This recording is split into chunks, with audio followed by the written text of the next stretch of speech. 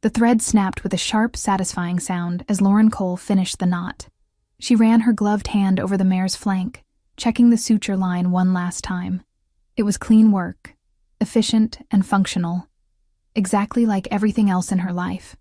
The horse, a skittish quarter horse named Duchess, let out a low huff of breath, the sedative finally wearing off enough for her to register the cold draft seeping through the barn's wooden slats. "Easy, girl," Lauren murmured, her voice steady. She didn't use the cooing, high-pitched tone most people used with animals. Animals respected calm, not performance.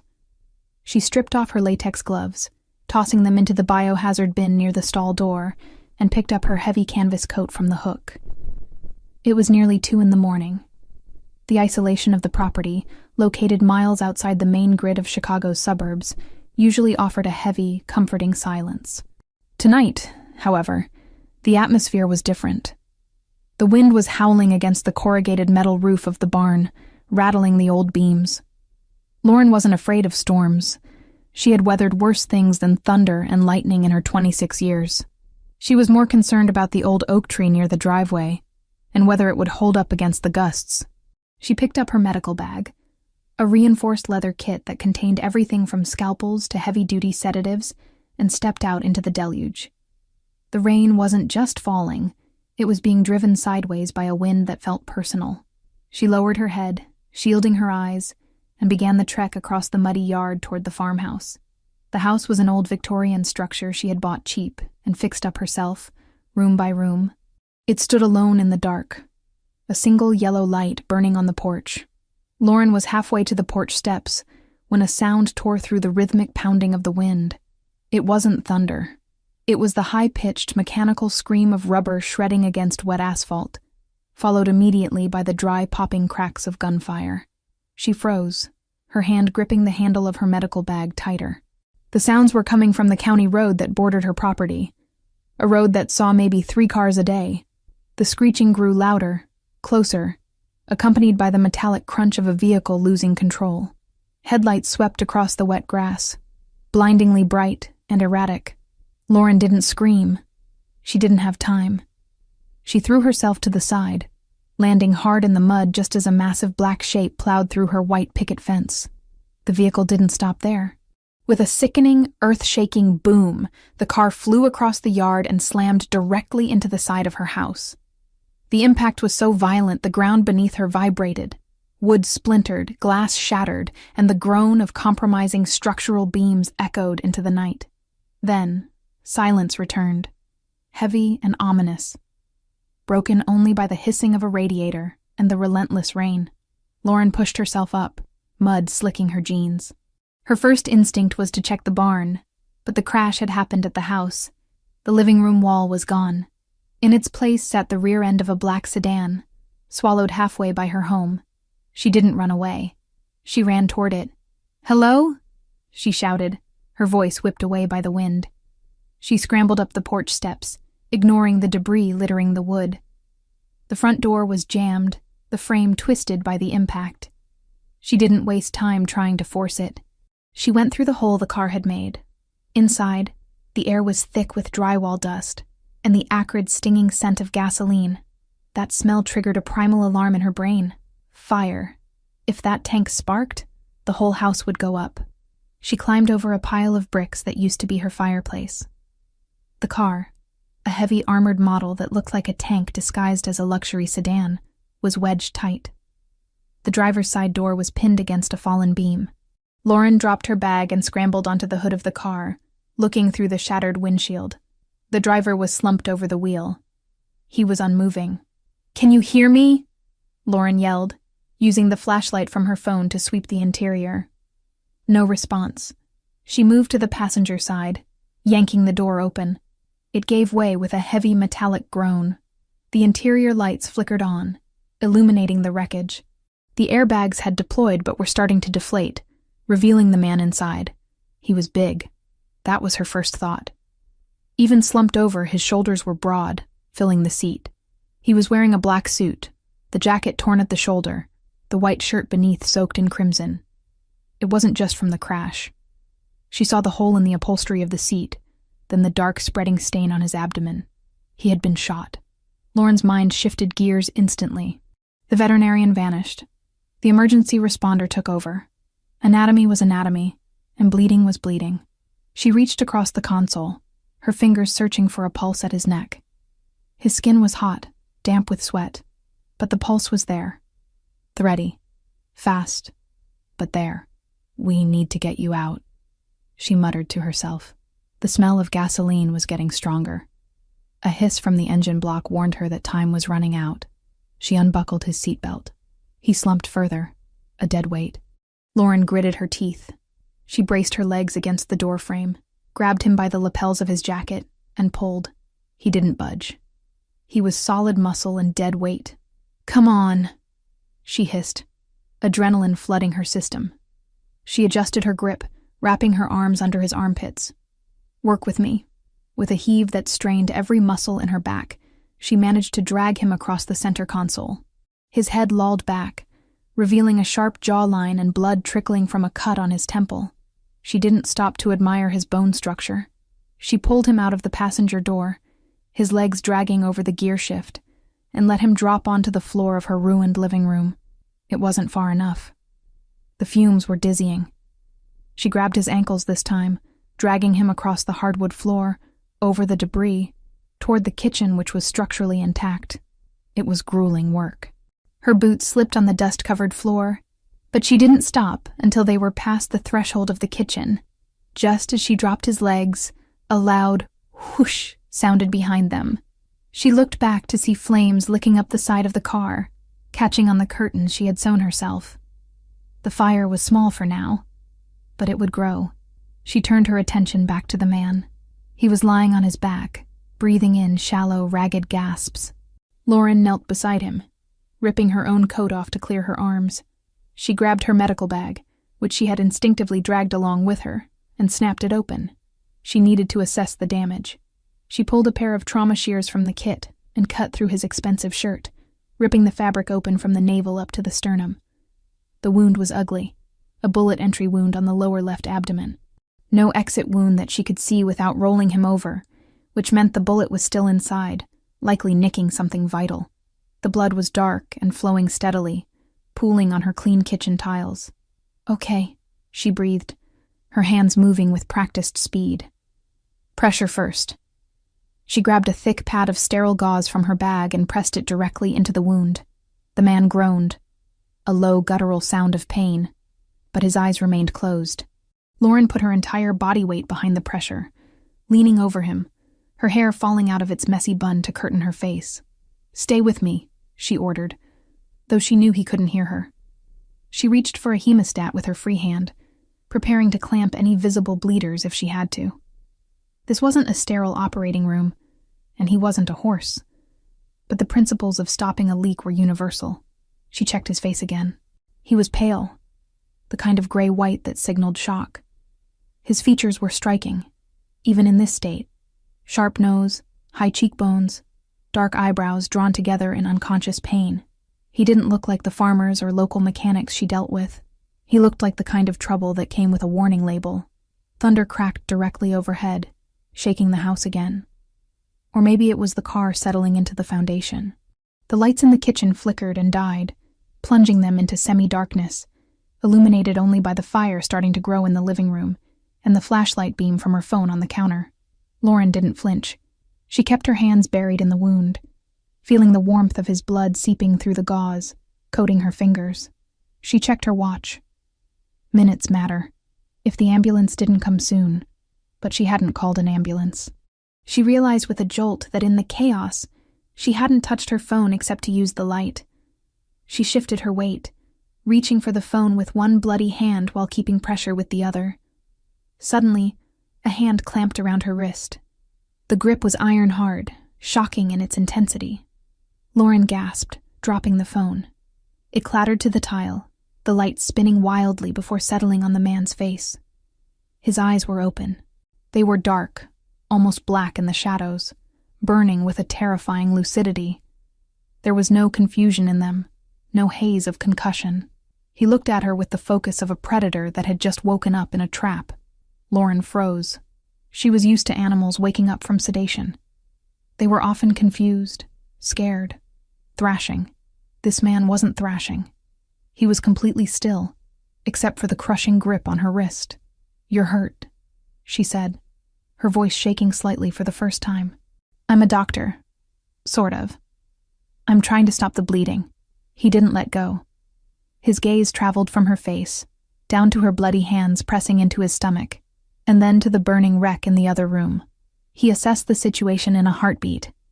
He tried to sit up, but the pain slammed him back down. A hiss of breath escaped his teeth. His hand tightened on her wrist to the point of pain, anchoring him to consciousness. "Don't," she commanded, reverting to her professional tone. "You have a bullet in your gut. If you move, you'll tear the clot I'm trying to form." He looked back at her. His eyes locked onto hers, analyzing, calculating. He saw the blood on her clothes, the determination in her jaw, the blue of her eyes wide with shock but void of panic. "Phone," he rasped. His voice was like gravel, deep and ruined. "I was just about to call 911, Lauren said, trying to pull her wrist free to reach the device. "No," he growled. The word was a command, not a request. He pulled her down closer to him, ignoring the fresh wave of blood that seeped from his wound at the exertion. His face was inches from hers now. She could smell the metallic tang of blood, the smoke, and beneath it all, an expensive, woodsy cologne. "You can't call them," he whispered, his breath hitting her cheek. "You're dying," she argued, trying to keep the pressure on his wound despite his interference. "You need a hospital, no police," he said, his eyes narrowing. It wasn't an accident. Lauren paused. The gunshots, the way he was dressed, the armor on the car. The pieces clicked into place rapidly, forming a picture she didn't want to see. "Who are you?" she whispered. He didn't answer the question. Instead, he looked past her, toward the shattered wall where the wind and rain were blowing in, feeding the fire. He seemed to be listening for something over the storm. "They're coming," he said, his voice straining. "To finish it." Lauren's heart hammered against her ribs. "Who?" He looked back at her, and the intensity of his gaze pinned her to the spot. "The men who did this." He coughed, a wet, hacking sound that brought a fleck of blood to his lips. His grip on her wrist didn't loosen. If anything, it got tighter, possessive and desperate. "Listen to me," he said, forcing the words out through the pain. "You dragged me out. You touched me. I saved your life," she snapped, fear making her defensive. "You involved yourself," he corrected darkly. His thumb pressed into the pulse point of her wrist, feeling the rapid beat of her heart. "Use your head. If they find me here, if they find you here." He trailed off as the sound of another engine cut through the storm outside. It was distant, but getting closer. A heavy engine, moving slow, searching. The man's eyes widened slightly. He knew that sound. "Is there a back way?" he demanded. "What is there a back way?" He enunciated every word, fighting the darkness encroaching on his vision. "The kitchen door leads to the porch," Lauren stammered. "But my truck is—" "Get me up," he ordered. "You can't walk," she refused. "You've lost too much blood. If I stay here, I'm dead," he said. "And if you're standing here when they walk through that door, you're dead too." The bluntness of the statement hit her harder than the wind outside. She looked at the door, then back at him. He wasn't lying. She could see it in the grim set of his jaw. This wasn't a drama. This was an execution in progress, and she had just stepped onto the scaffold. She started, panic finally beginning to claw at her throat. He saw the hesitation. He knew he was about to pass out. The edges of his vision were already black. He needed to make sure she understood the stakes before he went under. He needed to make sure she didn't run to the police, because the police were likely on the payroll of the men hunting him. He pulled her down until their foreheads almost touched. The intimacy was terrifying, forced by blood and circumstance. "Look at me," he commanded. She looked. She couldn't look away. "Now you can't leave," he whispered, the words sounding like a sentence. "They saw your face." Lauren stared at him, the air leaving her lungs. "What?" "They saw you," he lied. Or maybe he believed it. Or maybe he just needed to terrify her enough to keep her close. "You're in this now." His hand finally lost its strength. It slid from her wrist, leaving a smear of blood on her skin like a brand. His eyes rolled back, the lids fluttering shut as his body gave up the fight against the trauma. "Wait!" Lauren cried, tapping his cheek. "Don't pass out. Wake up." Silvio Ricchetti didn't answer. He lay motionless on her kitchen floor, the blood continuing to seep around her fingers. Lauren sat back on her heels, trembling. The fire in the living room crackled louder, consuming the sofa. Outside, the sound of the approaching engine grew distinct. A heavy vehicle, crunching over the gravel of her driveway, slowing down as it spotted the wreckage. She was alone. Her house was burning. A dying man was on her floor, and killers were in her driveway. "They saw your face," the words echoed in her mind. She looked down at the man. He was her only link to understanding what was happening. And he was unconscious. She looked at the back door. She could run. She could run into the cornfields and hide. But if she ran, he would die. And if they really had seen her, they would hunt her down eventually. Lauren Cole swallowed the scream building in her throat. She looked at her medical bag, then at the man's prone form. She grabbed the handle of the bag. "Damn it," she whispered. She grabbed his ankles again. She didn't check the driveway. She didn't check the fire. She just pulled. She pulled him deeper into the house, toward the pantry, toward the shadows, as the headlights of the second car swept across the kitchen window, illuminating the blood she had left behind. She wasn't a veterinarian anymore. She was an accomplice, and the night had only just begun.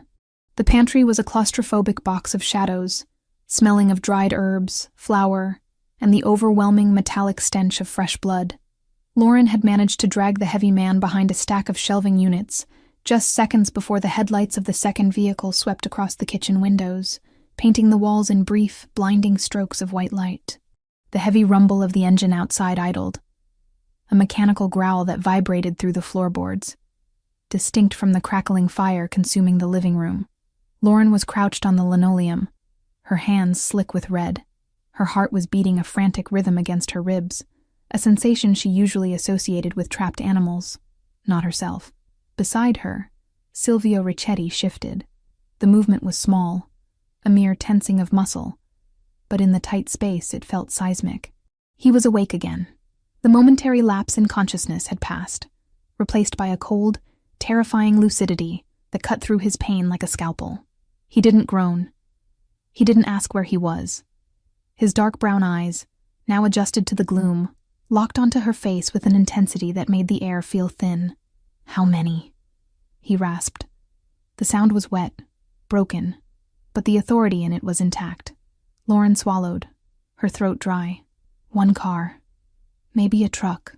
I saw the lights." "They'll circle first," Silvio said. He tried to adjust his position, pressing a hand against the makeshift packing Lauren had shoved into his abdominal wound. His knuckles turned white. "They check the perimeter. Then they breach. We have 3 minutes, maybe 4. We need to stay quiet," Lauren whispered, her instinct to hide overriding everything else. If we stay here, we burn." Silvio cut her off. He reached out, his grip finding her forearm again. It wasn't a romantic gesture. It was an anchor. "Look at the smoke, Dottoressa. They aren't coming in to check pulses. They're coming to scrub the site." Lauren looked toward the kitchen doorway. The orange glow from the living room was brighter now, the crackling sound louder. Smoke was beginning to curl along the ceiling, a gray snake seeking an exit. He was right. The crash hadn't just damaged the house. It had started a bonfire, and the men outside would likely help it along to destroy the evidence. "My truck is out back," Lauren said, her mind finally engaging with the tactical reality. "It's old, but it runs. If we can get to the service road behind the barn—" "Go," Silvio commanded. He tried to push himself up, using the shelves for leverage. His face went ashen, sweat beading on his forehead, but he forced his body to obey. "Get the truck. Bring it to the back door." Lauren nodded, preparing to move. But then she froze. The realization hit her with the force of a physical blow. "The barn," she breathed. Silvio looked at her, his eyes narrowing. "What?" The barn is right next to the house, Lauren said, her voice rising in panic. If the house goes up, the wind will carry the sparks. The roof is old wood. It'll catch in minutes. So let it catch, Silvio snapped, his patience fraying under the agony of his wound. We are leaving.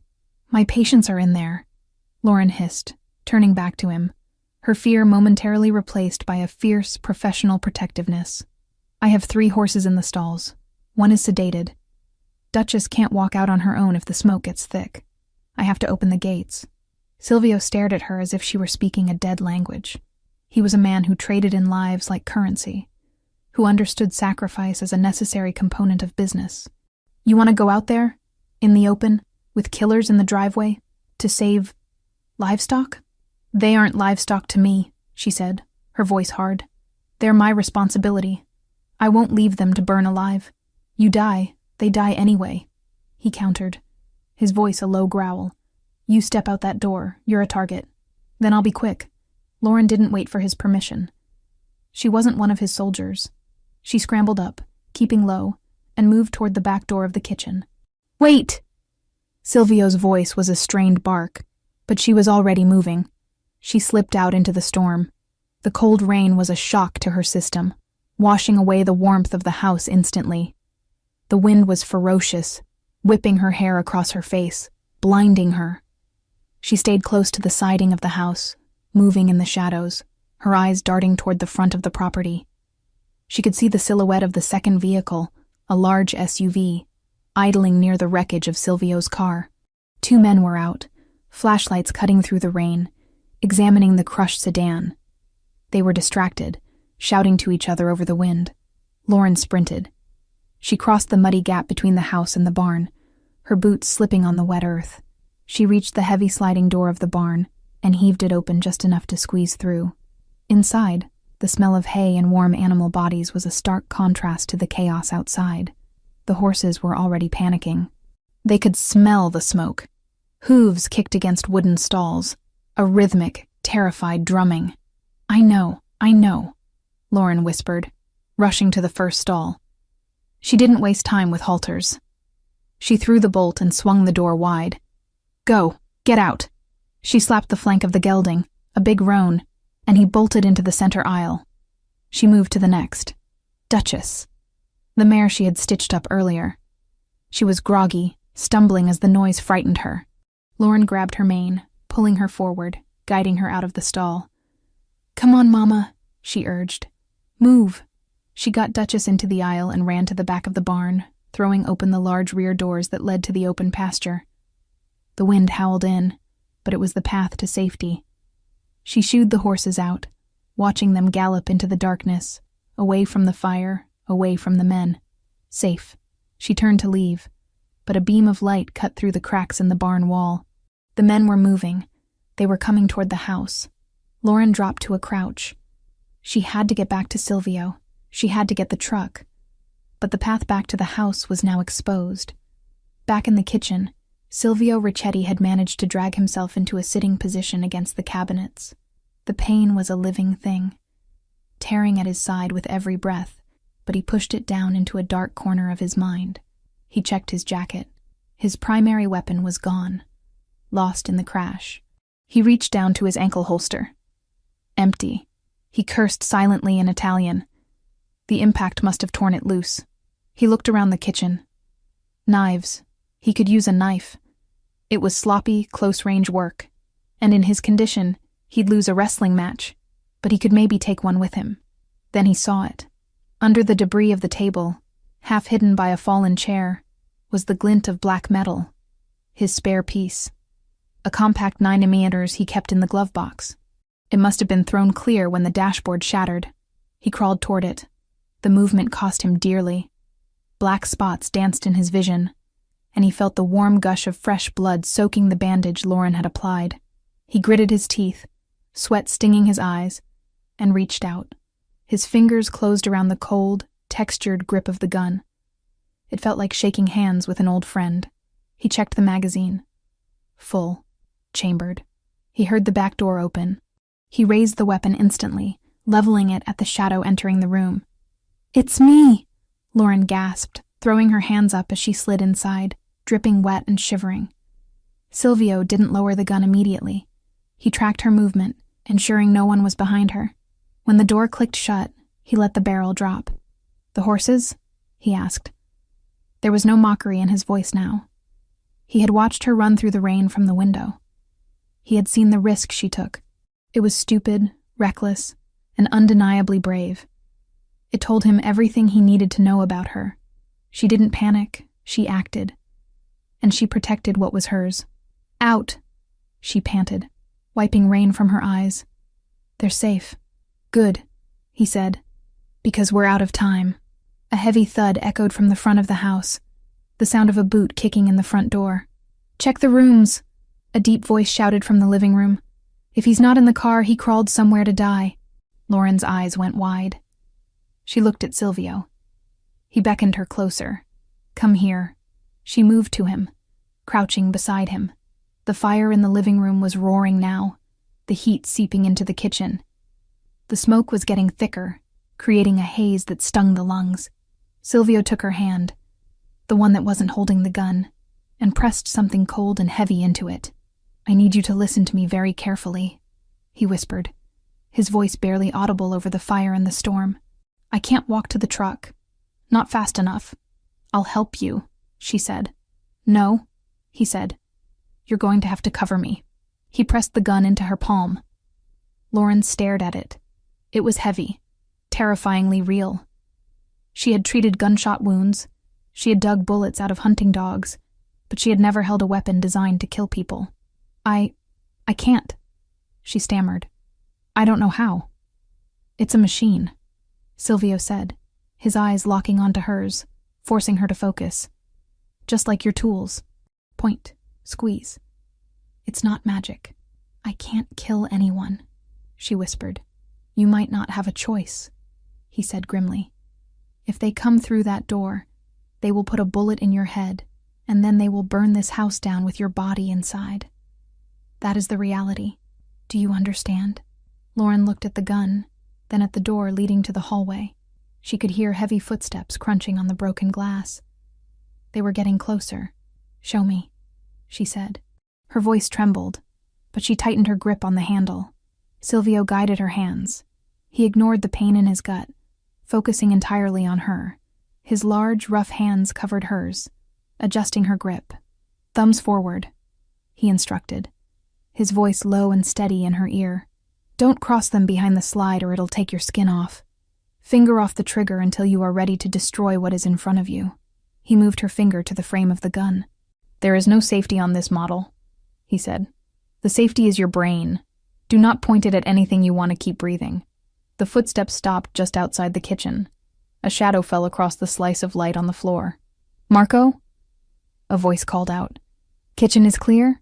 Checking it now." Another voice replied. Closer. Silvio looked at Lauren. He saw the terror in her blue eyes, but he also saw the steel spine that had made her run into a storm to save a horse. "We go out the back," he whispered. "I'll take the lead. If I fall, you don't stop. You get to the truck, you drive, and you don't look back." "I'm not leaving you," she said.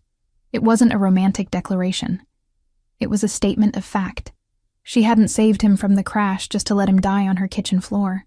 Silvio felt a strange sensation in his chest that had nothing to do with the bullet wound. He nodded once. "Help me up." Lauren hooked her arm under his uninjured side. She gritted her teeth and heaved. Silvio groaned, a sound torn from the depths of his agony, as he forced his legs to take his weight. He leaned heavily on her, his breathing jagged. They stood there for a second, swaying in the smoky darkness. A man and a woman, covered in blood and rain, holding on to each other because there was nothing else left. "Ready?" he asked. Lauren gripped the gun in her right hand, her left arm supporting the weight of a Mafia don. She looked at the back door. "Ready," she lied. Silvio kicked the back door open. The wind grabbed it, slamming it against the siding. The noise alerted the men inside. "Kitchen! They're in the kitchen! Go!" Silvio roared, pushing himself off her to stumble into the rain. Lauren followed, turning back for just a split second. She saw a figure burst through the smoke into the kitchen. a silhouette raising a rifle. She didn't think. She didn't weigh the moral implications. She raised the gun the way Silvio had shown her, both hands shaking, and pulled the trigger. The recoil shocked her, traveling up her arms like an electric jolt. The gun barked, a flash of fire in the dark. The shot went wide, shattering a cabinet, but it forced the gunman to duck for cover. "Don't stop!" Silvio yelled from the yard. Lauren turned and ran. She caught up to him near the edge of the driveway where her old rusted pickup truck was parked. Silvio was leaning against the passenger door, his face white as a sheet, clutching his side where fresh blood was soaking through his suit. "Keys," he demanded. She fumbled in her pocket, pulling out the ring. She unlocked the door, shoving him inside. He fell into the seat more than he sat. Lauren ran to the driver's side. She jumped in, jamming the key into the ignition. The engine turned over with a reluctant whine, sputtering before roaring to life. A bullet shattered the rear window, spraying them with safety glass. Lauren screamed, ducking her head. "Drive!" Silvio shouted, slumping low in the seat. She slammed her foot on the gas. The truck spun its tires in the mud, fishtailing wildly before finding traction. They shot forward, not toward the road where the enemy SUV was blocking the exit, but toward the fields. She smashed through the wooden fence she had built herself last summer. The truck bounced violently over the uneven ground of the pasture. Lauren fought the steering wheel, her knuckles white. Behind them, the house was fully engulfed now.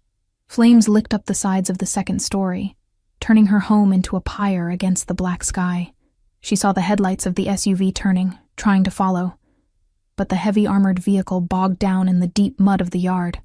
They kept driving. Through the tall grass, through the storm, into the dark embrace of the woods that bordered her land. Lauren didn't look at Silvio. She kept her eyes on the tree line, tears finally mixing with the rain on her face. She drove until the glow of the fire was just a faint orange smudge in the rearview mirror. Only then did she glance at the passenger seat. Silvio was watching her. He was barely conscious, his head resting against the cool glass of the window, the gun resting loosely in his lap. He looked at her profile. The sharp nose, the determined jaw, the blood spattered on her cheek. "You missed," he murmured, his voice faint. "I hit the cabinet," she said, her voice shaking. "You didn't freeze," he said. It sounded like a benediction. He closed his eyes, his breathing shallow.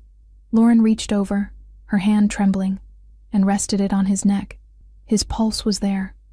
Fast, weak, but there. "Where are we going?" she asked, the reality of her situation finally crashing down on her. She was homeless. She was hunted. She had just shot at a man. Silvio opened his eyes one last time, fighting the darkness. "Chicago," he whispered. "We go to the city, we disappear." Lauren looked ahead at the dark, winding trail that led away from everything she had ever known. She tightened her grip on the wheel. "Okay," she said softly. "Chicago." She drove on into the night, the storm swallowing them whole, leaving nothing behind but footprints in the mud and a burning house to mark where Lauren Cole's life had ended, and where something else entirely had begun. The old suspension of the rusted pickup truck groaned in protest as Lauren Cole slammed it over a submerged root, the vehicle shuddering violently before finding traction in the deep, churning mud. The headlights cut frantic, bouncing arcs through the deluge, illuminating a world that had narrowed down to wet tree trunks and the sleek black ribbon of a flooding dirt path. Inside the cab, the air was a suffocating mix of stale tobacco smoke from years past, wet dog, and the sharp copper tang of fresh blood that seemed to coat the back of Lauren's throat. She didn't look in the rearview mirror. She couldn't. If she looked, she knew she would see the orange glow that had already stained the low-hanging clouds behind them. She would see the pyre of everything she had built, the Victorian farmhouse she had sanded by hand, the clinic where she had saved countless animals, the photos of her parents on the mantel. It was all being consumed, fed by the gasoline of a hit squad and the uncaring fury of the storm. "Keep your eyes forward." Silvio Ricchetti's voice was a rough scrape against the silence, barely audible over the roaring engine and the rain hammering the metal roof. "I know where I'm going," Lauren snapped, her voice tight and trembling with a rage she hadn't known she possessed. She wrestled the steering wheel as the truck hydroplaned slightly on a patch of slick clay. She corrected the skid with a muscle memory born of a lifetime on these back roads. This trail cuts through the state forest. It dumps out onto the old highway near the quarry. They won't follow us here. Their heavy SUVs will bottom out within a mile. Silvio didn't answer immediately. He was slumped against the passenger door, his left hand pressing a wad of napkins. Grabbed from the glove box in a moment of desperation, against his side. The blood was soaking through them, dark and heavy. His face was a mask of concentration, his jaw clenched so hard a muscle feathered beneath his ear. He wasn't looking at the road. He was looking at her. He watched the way her hands, white-knuckled and stained with his blood, gripped the wheel. He saw the tears she refused to shed, tracking through the soot on her cheek. Most civilians would be screaming by now. They would be hysterical, freezing up, or begging for an explanation. Lauren Cole was doing none of those things. She was driving like a getaway pilot, calculating angles and traction, her mind evidently compartmentalizing the trauma in real time. "You're bleeding through," she said, glancing at him for a fraction of a second before returning her gaze to the treacherous path. "We need to stop and repack that wound." "No stopping," Silvio gritted out, closing his eyes as the truck hit another pothole that sent a jolt of agony up his spine. "Distance is the only medicine right now." "How far to the highway?" 10 miles of this, then pavement," she replied. "But we can't just drive this truck into the city. It's registered to me. If they know who I am." "They know," Silvio confirmed, the coldness of his tone chilling her more than the draft coming through the window seals. "They ran the plates on your car before they even breached the house. They know your name, your social security number, where you went to veterinary school. By morning, your bank accounts will be flagged." Lauren felt a hollow pit open in her stomach. "So I'm just gone? Erased? You're alive," Silvio said. "That's the only metric that matters tonight." He shifted, reaching into the inside pocket of his ruined suit jacket. His movements were slow, labored, like moving through water. He produced a small, nondescript black phone. It wasn't the smartphone she had seen him smash earlier. This was a burner, old school, plastic, and cheap. He flipped it open, the small blue screen illuminating his harsh features. He dialed a number from memory, his thumb leaving a bloody print on the keypad. He held it to his ear, waiting. Lauren slowed the truck slightly as they approached a sharp bend where the creek had overflowed. She navigated the water carefully, the engine whining as the exhaust pipe dipped perilously close to the surface. "It's me," Silvio said into the phone. He spoke English, but the cadence was clipped, coded. The shipment was compromised, total loss. A pause. Lauren strained to hear the voice on the other end, but it was just a tinny murmur. "No," Silvio continued, his eyes opening to stare at the rain-streaked windshield. "I'm initiating the ghost protocol. Do not send a retrieval team to the primary site. It's burned. The asset is compromised." He looked at Lauren when he said asset. She tightened her grip on the wheel. "I need a clean extraction," he said. "Drop Point Bravo. The old motel off Route 41. Leave the keys in the exhaust pipe of the gray sedan. Make sure it's the sedan, Enzo. Nothing flashy." Another pause. Silvio listened, his expression darkening. "I don't care who is asking," he growled, a flash of the dangerous power returning to his voice despite his injury. "As far as the family is concerned, I died in that crash. Let Marco think he won. Let him get comfortable in my chair. I want total radio silence until I'm inside the city." He snapped the phone shut and dropped it into the cup holder. The silence that filled the cab afterwards was heavy with unspoken implications. "Ghost protocol?" Lauren asked, her voice flat. "If they think I'm dead, they stop hunting," Silvio explained, shifting his weight to alleviate the pressure on his abdomen. "They relax. They make mistakes. It buys us time." "Us," Lauren repeated. "You mean it buys you time? I'm just the collateral damage." Silvio turned his head, looking at her fully. The dashboard lights cast deep shadows across his face, emphasizing the sharp angles of his cheekbones and the intensity of his dark brown eyes. "You aren't collateral anymore, Dottoressa. You saved my life twice in 1 hour. That makes you an investment." "I'm a veterinarian," she corrected, swerving to avoid a fallen branch. "And I just lost everything because you couldn't keep your car on the road. I didn't crash because of bad driving," he murmured, his voice growing weaker as the adrenaline began to ebb, leaving only the shock. Brake lines were cut, bullet to the rear tire. It was precise. Lauren didn't respond. She was thinking about the horses. They were out in the pasture, scared and wet, but alive. Duchess would find the neighbor's barn. She was smart. The fire department would come eventually, but there would be nothing left to save of the house. She thought about her grandmother's quilt on the bed upstairs. Gone. Her diploma on the wall. Gone. She forced the thoughts away. Panic was a luxury she couldn't afford. She had a dying man in her passenger seat and a target on her back. "We're coming up on the highway," she announced. The trees were thinning out, replaced by the jagged silhouette of the old quarry fencing. "The motel is about 5 miles south." "Good," Silvio breathed. He was paler now, his skin taking on a waxy sheen. "Park around the back. Avoid the cameras in the lobby." "You need a hospital," Lauren said again, frustration bubbling up. "I can't stitch a gut wound with a first aid kit and a bottle of vodka." "You'll have better than that," Silvio muttered, his eyes fluttering shut. "Just get us to the car." The transition from the dirt path to the asphalt of the highway felt jarringly smooth. Lauren accelerated, the truck's engine roaring as she pushed it to its limit. The road was empty, a desolate stretch of wet blacktop under the storm. 10 minutes later, she spotted the flickering neon sign of the motel. It was a run-down place, the kind where people went when they didn't want to be found. "Vacancy," buzzed in a dying red light. Lauren killed the headlights before turning into the lot, coasting around the side of the building to the darker, unlit area near the dumpsters. She spotted it immediately. A nondescript gray sedan parked in the shadows, unassuming and common. She put the truck in park and killed the engine. The sudden silence was deafening, broken only by the rain drumming on the roof.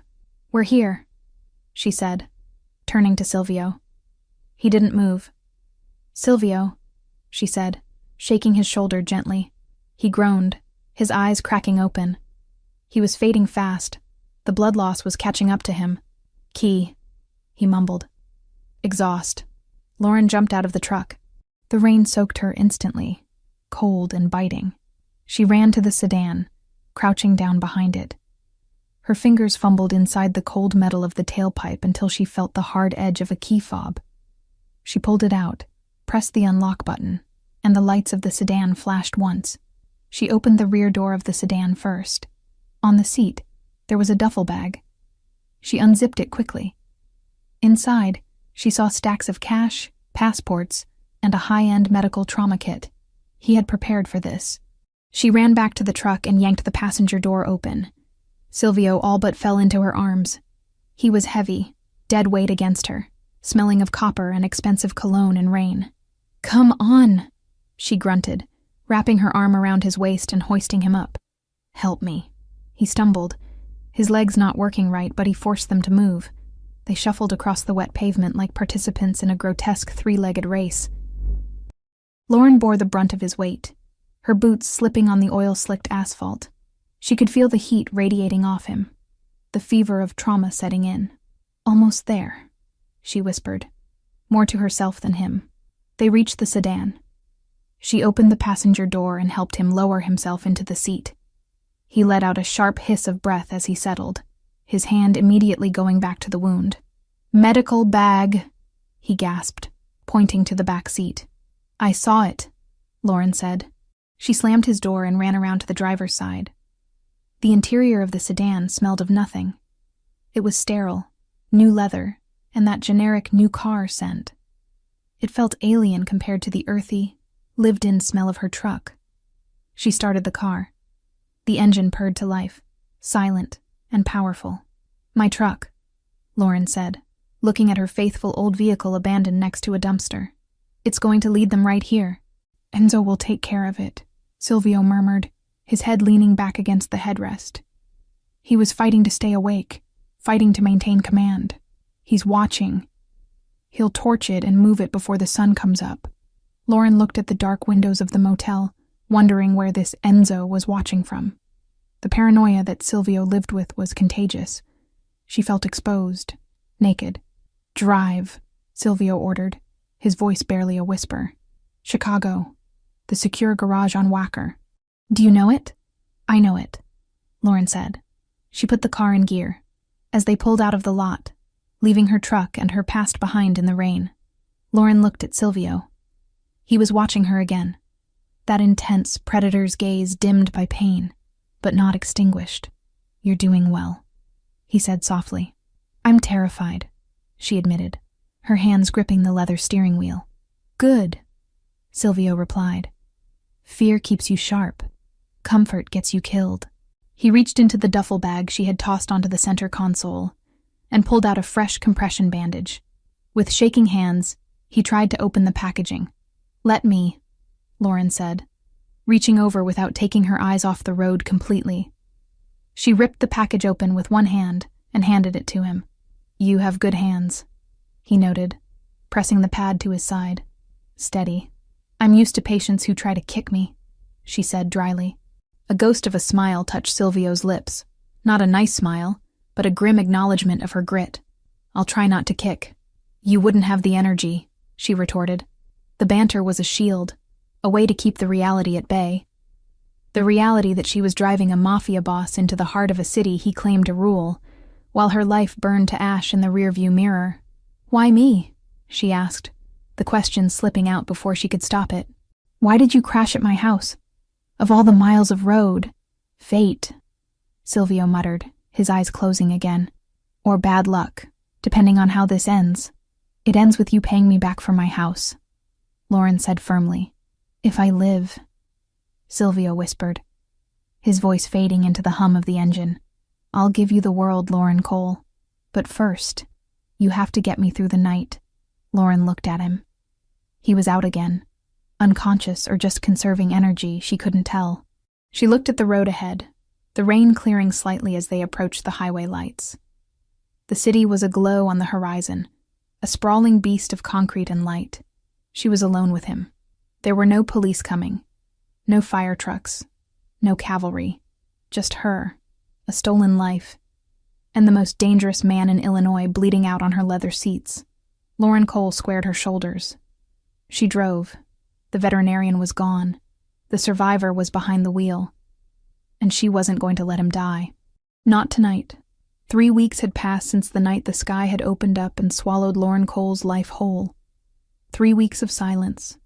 3 weeks of existing in a vacuum where time was measured not by the sun or the needs of her animals, but by the healing rate of a bullet wound and the encrypted hum of server fans. The safe house was a fortress of glass and steel, perched atop one of Chicago's nondescript residential towers on Wacker Drive. It was nothing like the farmhouse. There was no smell of damp earth, no creaking wood, no comforting warmth of a living thing breathing in the next room. This place smelled of ozone, filtered air, and the harsh antiseptic cleanser Lauren used to scrub the granite countertops. It was luxurious, certainly. The furniture was Italian leather. The appliances were top-of-the-line German engineering, and the view of the river was worth millions, but it felt less like a home and more like a high-end cage. Lauren stood by the floor-to-ceiling window, looking down at the city lights blurring through the evening fog. She held a mug of coffee that had gone cold an hour ago. She wasn't drinking it. She was just holding it for the warmth against her palms. Her reflection in the glass looked different than the woman who had run out into a storm to save a horse. That woman had been frantic, reactive. This woman was still, watchful, wearing gray cashmere lounge pants and a fitted black tank top that Silvio had ordered for her, along with a wardrobe of essentials. She looked like a ghost haunting a skyscraper. "You're pacing again, even when you're standing still," a voice rumbled from the kitchen island behind her. Lauren turned slowly. Silvio Ricchetti was sitting on a bar stool, the glow of 3 different laptops illuminating his face in harsh blue light. He looked better. The waxen, deathly pallor of that first night was gone, replaced by a tired but healthy olive tone. He was shirtless, a testament to the heat he claimed the central air couldn't regulate, though Lauren suspected it was just easier to change his bandages without fabric in the way. The dressing on his left side was clean, a stark white square against his tan skin. The bruising that had covered his ribs like a map of violence had faded to a sickly yellow-green, almost gone. He was healing with a terrifying speed, his body knitting itself back together through sheer force of will. "I'm not pacing," Lauren said, walking over to the sink to dump her cold coffee. "I'm thinking." "Dangerous habit," Silvio murmured, his eyes not leaving the center screen where lines of code and bank transfers scrolled continuously. "Thinking leads to worrying. Worrying changes nothing." "Easy for you to say," Lauren countered, leaning her hip against the counter. "You have an empire to rebuild from the grave. I just have a burnt foundation and a fake name." Silvio stopped typing. His hands, large and scarred, hovered over the keyboard. He looked up at her, and the intensity in those dark brown eyes hadn't diminished in 3 weeks. If anything, it had distilled into something sharper. Living in close quarters with him was like living with a tiger that was temporarily confined to a small room. He was calm, but the potential for violence was always humming beneath the surface. "You have safety," he said, his voice low, "and you have me." "I have you," Lauren repeated, a dry laugh escaping her throat. "And you have a ghost network. We're a regular pair of phantoms." She walked around the island, her veterinarian instincts taking over as she approached him. "It's time to check the incision. Rotate." Silvio didn't argue. In the beginning, he had fought her on every medical intervention, hating the weakness, hating the dependency. Now, it was part of their routine. He swiveled the chair, lifting his left arm so she could access his side. Lauren peeled back the medical tape with practiced gentleness. The wound was closing beautifully. The angry red edges had settled into a pink scar line, jagged but sealed. There was no sign of infection. She pressed her fingers lightly around the area, checking for heat or swelling. "Pain?" she asked. "Manageable." He grunted. "Scale of 1 to 10, Silvio. Don't give me the tough guy act. I've treated stallions less stubborn than you." He smirked, a rare expression that softened the harsh planes of his face. 3, only when I twist. It's healing well," she pronounced, applying a fresh layer of antibiotic ointment before securing a lighter dressing. "Another week and we can take the stitches out. You'll have a scar, but you kept the kidney." "I have 2, he said dismissively. "I can spare one." Lauren finished the dressing and washed her hands. She dried them on a towel, watching him return to his screens. He had been at it for 18 hours a day since the fever broke. He was hunting for the money trail, hunting for the leak, hunting for the person who had sold him out to the Albanians. "You're stuck," she observed. Silvio stiffened. He slammed the laptop lid down a fraction of an inch, a gesture of frustration he rarely allowed himself. "I am not stuck. I am thorough." "You've been staring at the same shipping manifest for 4 hours, Lauren pointed out. "I've watched you scroll up and down the same column of numbers since dinner." He sighed, running a hand through his short black hair. "Something is wrong. The money was moved, but the books are balanced. It doesn't make sense. If they paid for the hit using family funds, there would be a deficit, a hole. But there is nothing. The accounts are perfect." "Maybe they didn't use family funds," Lauren suggested. "The Albanians don't work on credit, and they don't work cheap," Silvio growled. "The contract for a hit on a Don. That's 7 figures minimum, half up front. That kind of cash doesn't just appear out of thin air. It came from inside. It had to." He rubbed his eyes, the exhaustion finally showing. "I'm missing it. It's right in front of me, and I'm missing it." Lauren looked at the screen. It was a dense spreadsheet of imports, olive oil, textiles, marble, coming in from Italy and Greece. It was a language of commerce she didn't speak, but she understood systems. Biology was a system. A healthy body was a balanced ledger. Illness was a deficit or a chaotic surplus. "Move over," she said. Silvio looked at her, his eyebrow arching. "Excuse me?" "Move over," she repeated, nudging his shoulder. "Let me look." "Lauren, this isn't a medical chart. These are laundering fronts for international shipping logistics. It's complicated. I decipher blood work panels for animals that can't tell me where it hurts," she said calmly. "And I ran a business for 5 years. Math is math, Silvio. Sometimes you need fresh eyes. You're looking for what you expect to see. I don't know enough to have expectations. He hesitated, then slowly slid the stool over, giving her space. It was a massive concession of territory. He was letting her into the inner sanctum of his operation. Lauren stood next to him, leaning over the keyboard. She could smell him. Soap, musk, and the faint medicinal scent of the ointment. She focused on the screen. "Okay," she said, squinting at the rows. "Explain the baseline." "What is normal? Column A is the declared value of the shipment," Silvio explained, pointing a long finger at the screen. "Column B is the insurance valuation. Column C is the actual tax paid upon entry." Lauren scanned the numbers. They matched. It was boringly perfect. "And these dates?" she asked, pointing to the timestamps. "Arrival dates at the port of Newark." Lauren scrolled down. Hundreds of entries. Thousands of tons of cargo. It was dizzying. But as she scrolled, her brain started to pick up a rhythm. It was like listening to a heartbeat. Lub-dub, lub-dub, lub-dub. And then a skip. "Stop," she said. "What?" "Scroll back up. 2 months ago. The shipment of ceramic tiles." Silvio scrolled up. "What about it?" "Look at the weight," she said. "It's listed as 4,000 pounds. The tax is calculated for 4,000 pounds. But look at the fuel surcharge on the trucking invoice in column F." Silvio squinted. "It's standard." "No, it's not," Lauren corrected. "I have a truck. I haul trailers. I know fuel consumption. The surcharge here is for a load that weighs significantly less.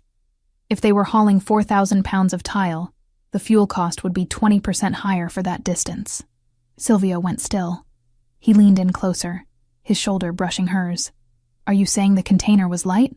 "I'm saying the container was empty," Lauren said, "or filled with styrofoam. They declared the value, they paid the tax to make it look legitimate, but they didn't ship the product, which means they pocketed the overhead." Silvio finished, his voice dropping to a dangerous whisper. "The cost of the goods.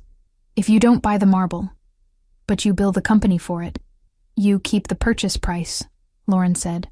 "How much is a container of marble?" $50,000, Silvio said. He began typing furiously now, his fingers flying across the keys. "If they did this once a week for a year..." "Ghost shipments," Lauren murmured. "It looks like business as usual on the tax forms, but the money for the product goes into a black hole." Silvio pulled up a new window, cross-referencing the shipping manifests with the trucking logs. He filtered by the specific fuel discrepancy Lauren had noticed. The screen filled with red highlights. "God," Silvio breathed. "It's everywhere. Small amounts. A few thousand here, a few thousand there. Siphoned off over 3 years. It's millions. They've been bleeding me dry for 3 years. Who signs off on the trucking invoices?" Lauren asked. "That's the choke point. Someone has to approve the lower fuel bill while the main ledger shows the full weight." Silvio didn't answer immediately. He stared at the screen, his face hardening into a mask of stone. He clicked on the digital signature at the bottom of the invoice. A name appeared. G. Moretti. "Who is G. Moretti?" Lauren asked. "Nobody," Silvio said. "A low-level dock foreman. He doesn't have the brains to set up a shell corporation for the kickbacks." "Then look at who pays G. Moretti," Lauren suggested. Silvio traced the payroll ID. It routed through a subsidiary company called Janus Holdings. He hacked into the corporate registry for Janus Holdings.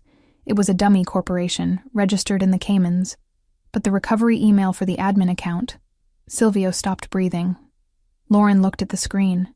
The recovery email was an old, personal address. mk1985 protonmail.com. The silence in the penthouse was absolute. It was heavy, suffocating. Lauren saw Silvio's hand tremble once, then clench into a fist so tight his knuckles cracked. "Marco," he whispered. The name sounded like a curse. "Your consigliere," Lauren said softly. She remembered the name from his stories during their late-night dinners. The man he called brother. The man who had stood beside him at his father's funeral. Silvio stood up abruptly. The chair skidded back across the hardwood floor with a harsh screech. He walked to the window, placing his hands against the glass, leaning his forehead against the cool surface. He sat at my table, Silvio said, his voice hollow. He poured wine for my mother. He carried my sister's casket. Lauren didn't move. She knew better than to offer platitudes. This wasn't a boo-boo she could kiss better. This was a knife in the back, twisted by the one person supposed to guard it. He's stealing from the family to pay for the bullets to kill me, Silvio said, turning around. His eyes were dry, but they were burning with a cold, terrifying fire. He didn't just want me dead, Lauren. He wanted the throne. He's been building a war chest for years. He thinks you're dead, Lauren reminded him. He thinks he's won. He has, Silvio said. He's dissolving the loyalist factions right now. I saw the memos. He's restructuring. He's clearing house. He looked at Lauren. I have to kill him. It wasn't a question. It wasn't a debate. It was a statement of physics. Gravity makes things fall. Betrayal makes men die. I know, Lauren said. She didn't flinch. 3 weeks ago, the thought of murder would have sickened her. Now, after living in the shadow of this man, after seeing the scars on his body and the burden he carried, she understood the brutal logic of his world. If Marco lived, Silvio died. And if Silvio died, she was dead too. Silvio looked at her, really looked at her. He saw the acceptance in her eyes. She wasn't judging him. She wasn't terrified of the monster he was about to become. She had helped him find the monster. He walked back to the island, closing the distance between them. He stopped inches from her. The heat of his body was palpable. You found what I couldn't, he said softly. You saw the pattern. I look for the things that don't fit, she said. He reached out, his hand cupping her cheek. His thumb brushed over her cheekbone, rough skin against soft. It was the most intimate contact they had shared since the crash, charged with electricity. I told you to leave, he whispered. That night at the motel, I told you to run. I don't run, Lauren said, leaning slightly into his touch, her heart hammering against her ribs. No, Silvio murmured, his thumb tracing the line of her jaw. You don't. You stay. You fight. He dropped his hand, stepping back as if the contact burned him. He couldn't afford to be soft now. He needed to be sharp. He needed to be the weapon she had saved. Marco is hosting the Unity Gala on Saturday, Silvio said, his voice shifting back to business, though his eyes lingered on her lips for a fraction of a second too long. It's a charity ball. All the families will be there. The Russians, the Irish, the cartel representatives. He's going to use it to announce his succession. He's going to announce he's the new Dawn, Lauren clarified. Yes, in front of everyone. It's the perfect stage. Silvio walked back to the laptops. He began typing again, but the rhythm was different now. It was faster, aggressive. He wasn't searching anymore. He was executing. If he wants a stage, Silvio said, a dark, predatory smile curving his lips, we will give him a show. He looked up at Lauren. Can you wear a wire? Lauren straightened her spine. The vet in her was gone. The victim was gone. I can do better than that, she said. I can get close to him. He doesn't know my face. You said it yourself, I'm a ghost. It's dangerous, Silvio warned. If he suspects, he won't, Lauren said. Because he's looking for a Mafia soldier. He's not looking for a woman in a ball gown. Silvio stared at her for a long moment. He saw the steel in her. He realized then that he hadn't just saved her from the fire. She was the fire. Saturday, Silvio said. We take it all back. Saturday, Lauren agreed. She reached for his empty coffee mug. I'll make a fresh pot. It's going to be a long night. As she walked to the espresso machine, Silvio watched her. He had lost a brother today. But as he watched Lauren move through his kitchen with the confidence of a queen in exile, he knew he had gained something far more dangerous. He turned back to the screen, the reflection of the city lights dancing in his eyes, and began to write the script for his resurrection. Saturday morning in the penthouse on Wacker Drive did not bring sunlight or relaxation. It brought the heavy, suffocating tension of a battlefield in the moments before the first cannon fire. The floor-to-ceiling windows were obscured by heavy blackout curtains, turning the sprawling living space into a dimly lit command center. Maps of the Drake Hotel, blueprints of the ballroom, and lists of security rotations plastered the glass walls of Silvio's office, taped up with reckless precision. Silvio stood before the display, a stark contrast to the wounded man Lauren had dragged from the wreck 3 weeks ago.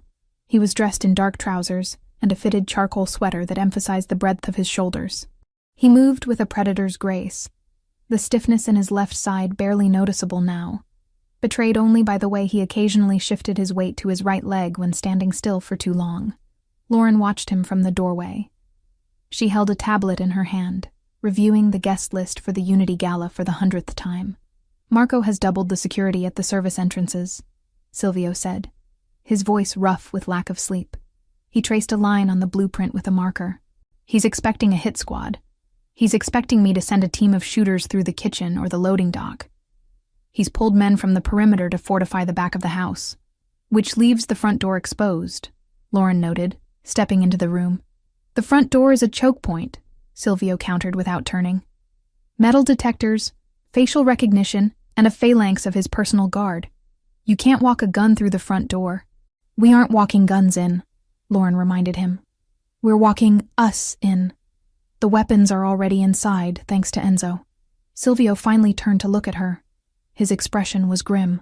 "The plan has too many variables, Lauren. Enzo planted the pieces in the ventilation ducts 2 days ago, yes.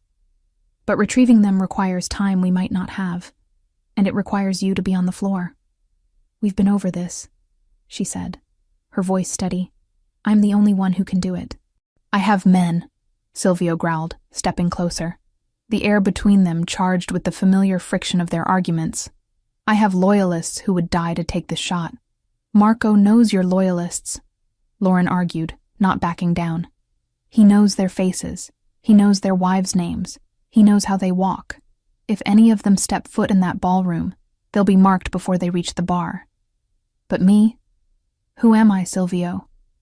To Marco, I don't exist. I'm a variable he hasn't accounted for." Silvio stopped inches from her. He looked down, his dark brown eyes searching her face for any sign of hesitation. He found none.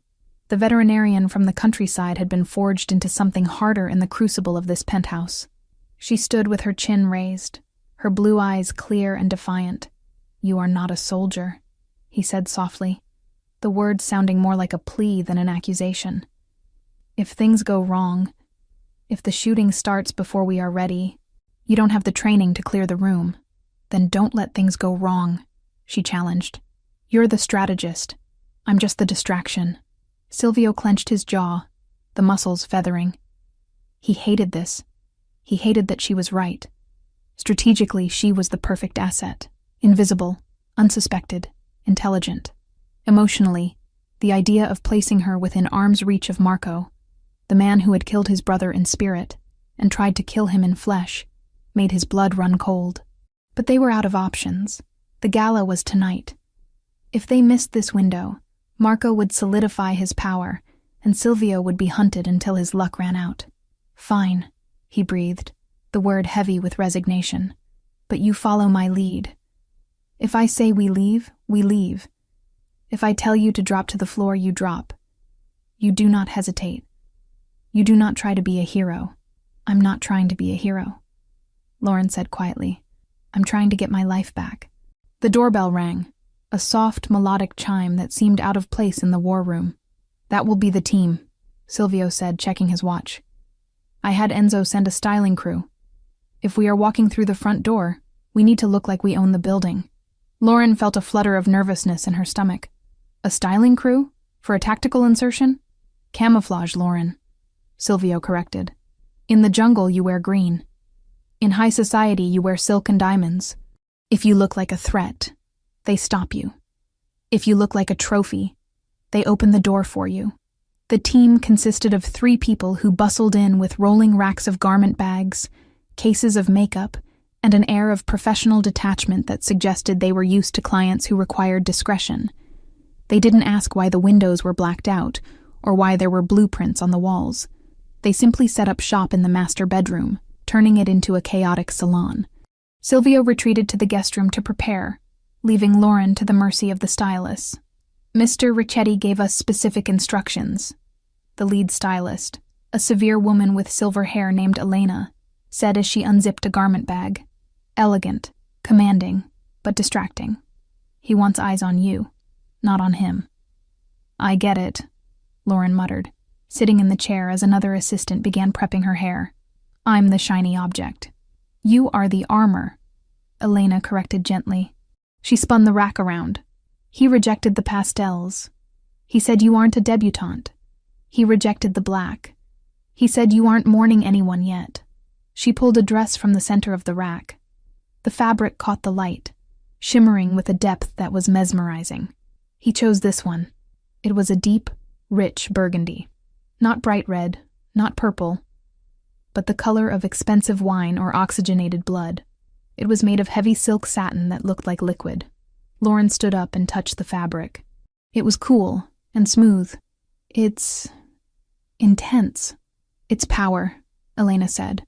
Try it on. The transformation took 2 hours.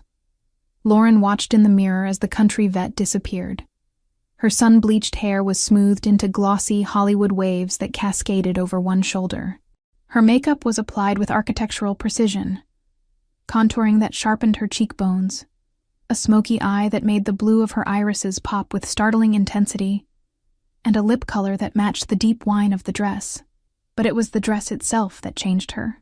When she stepped into it, the silk molded to her body like a second skin. It had a high neck in the front, deceptively modest.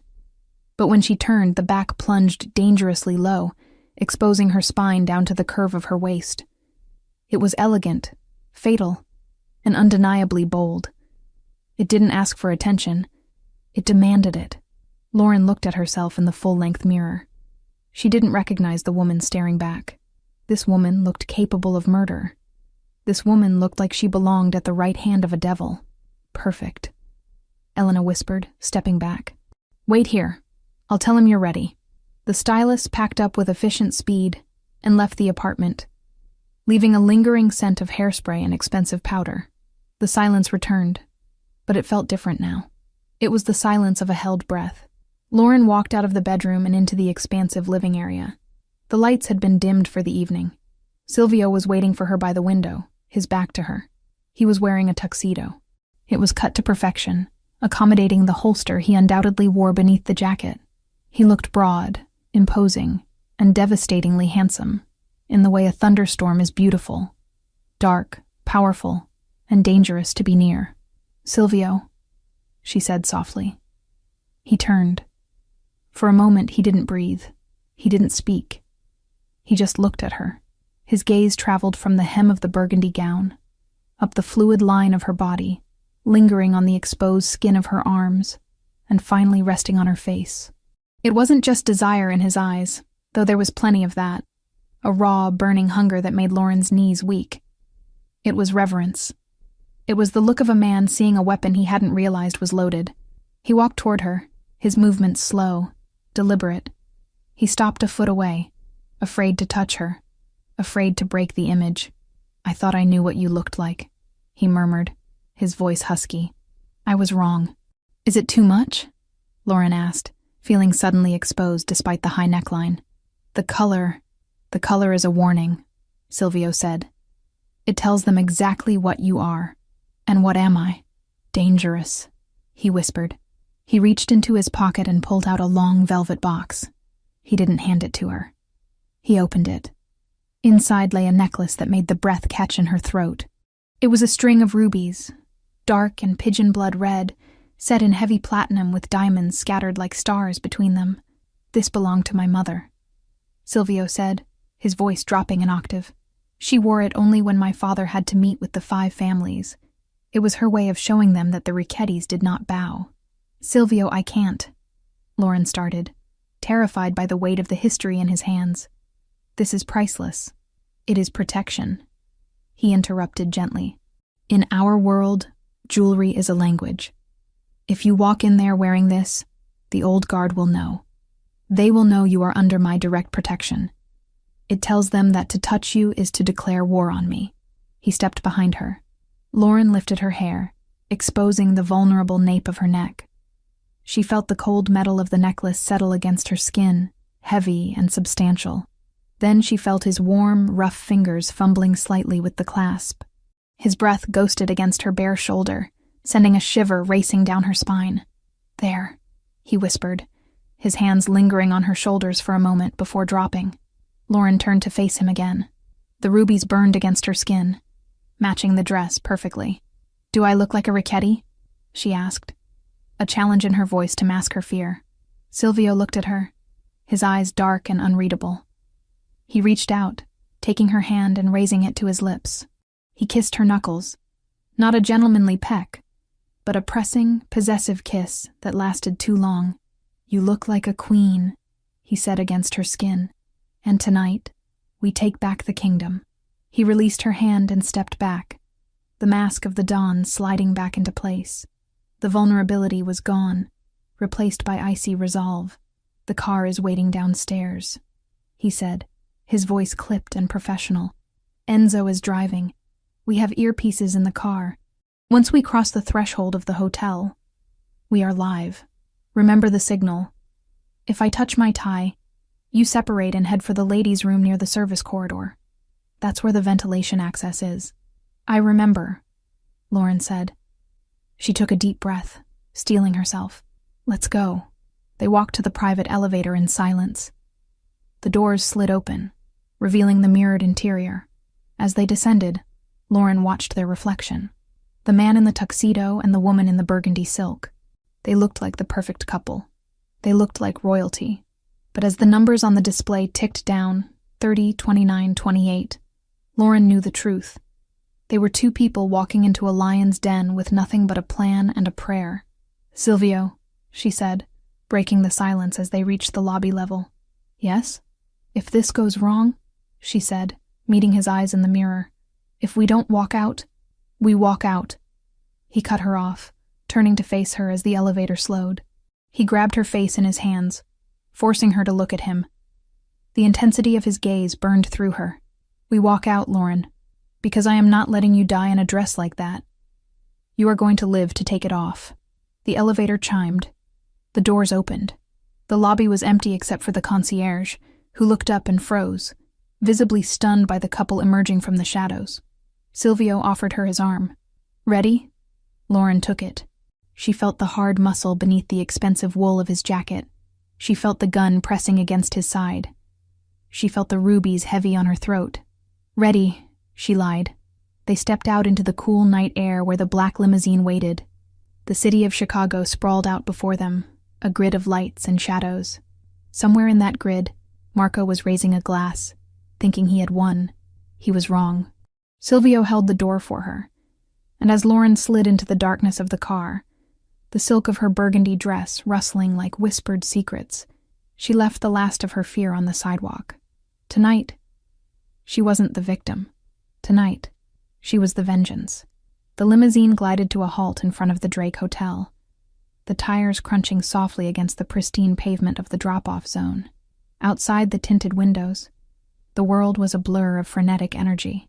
Flashbulbs erupted like miniature lightning storms, illuminating the red carpet where the elite of Chicago's underworld mingled with legitimate high society under the guise of the Unity Gala.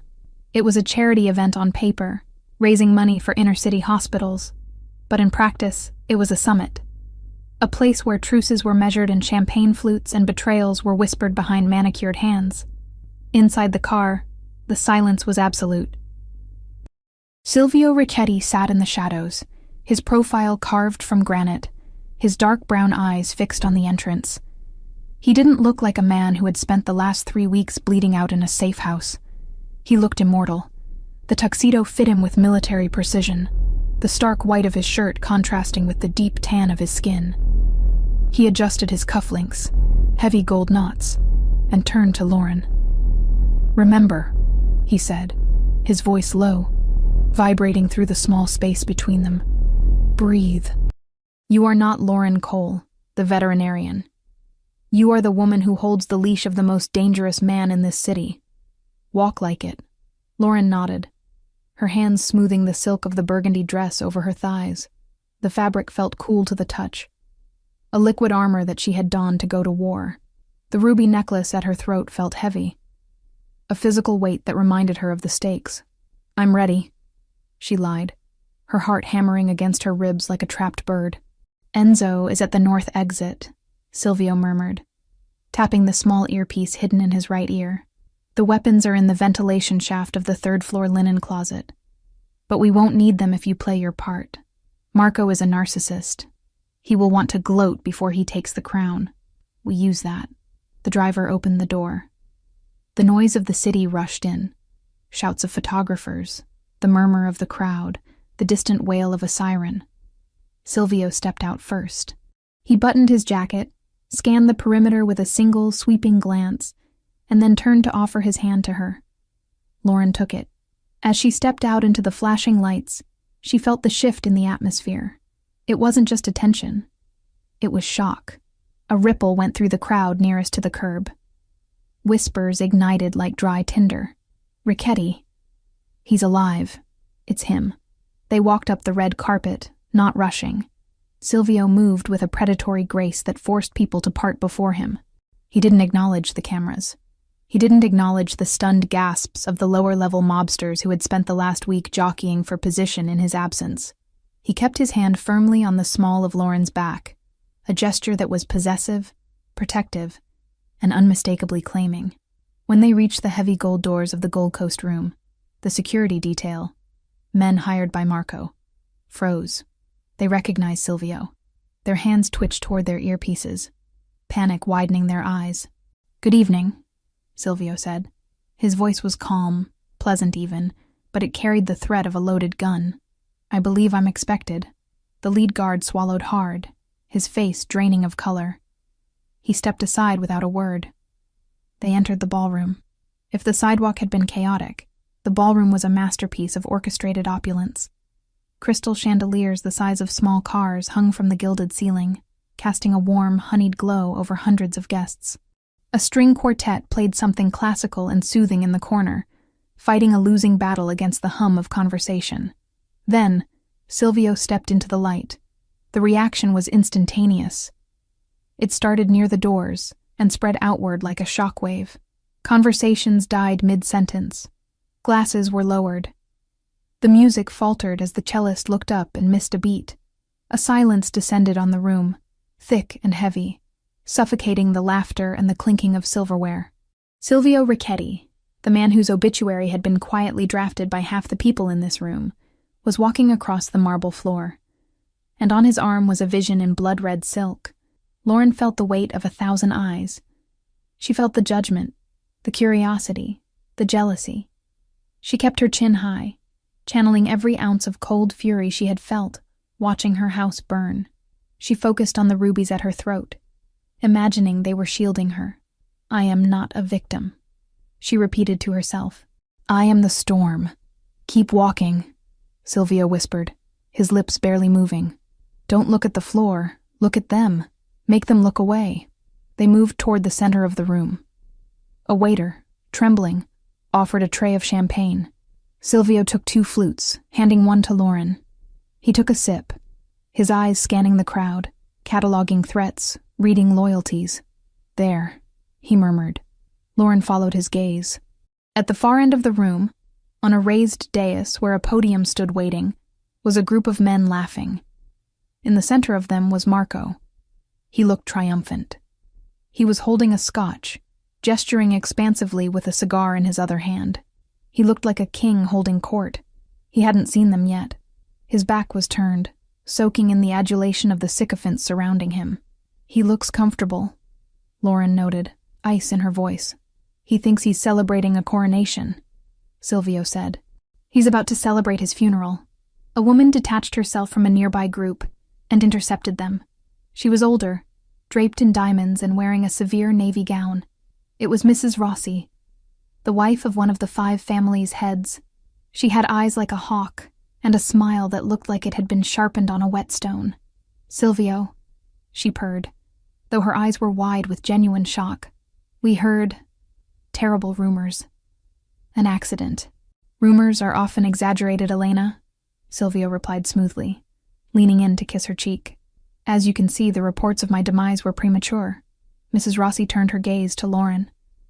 It was a dissecting look, analyzing the dress, the jewelry, the posture. "And who is this? I don't believe we've been introduced."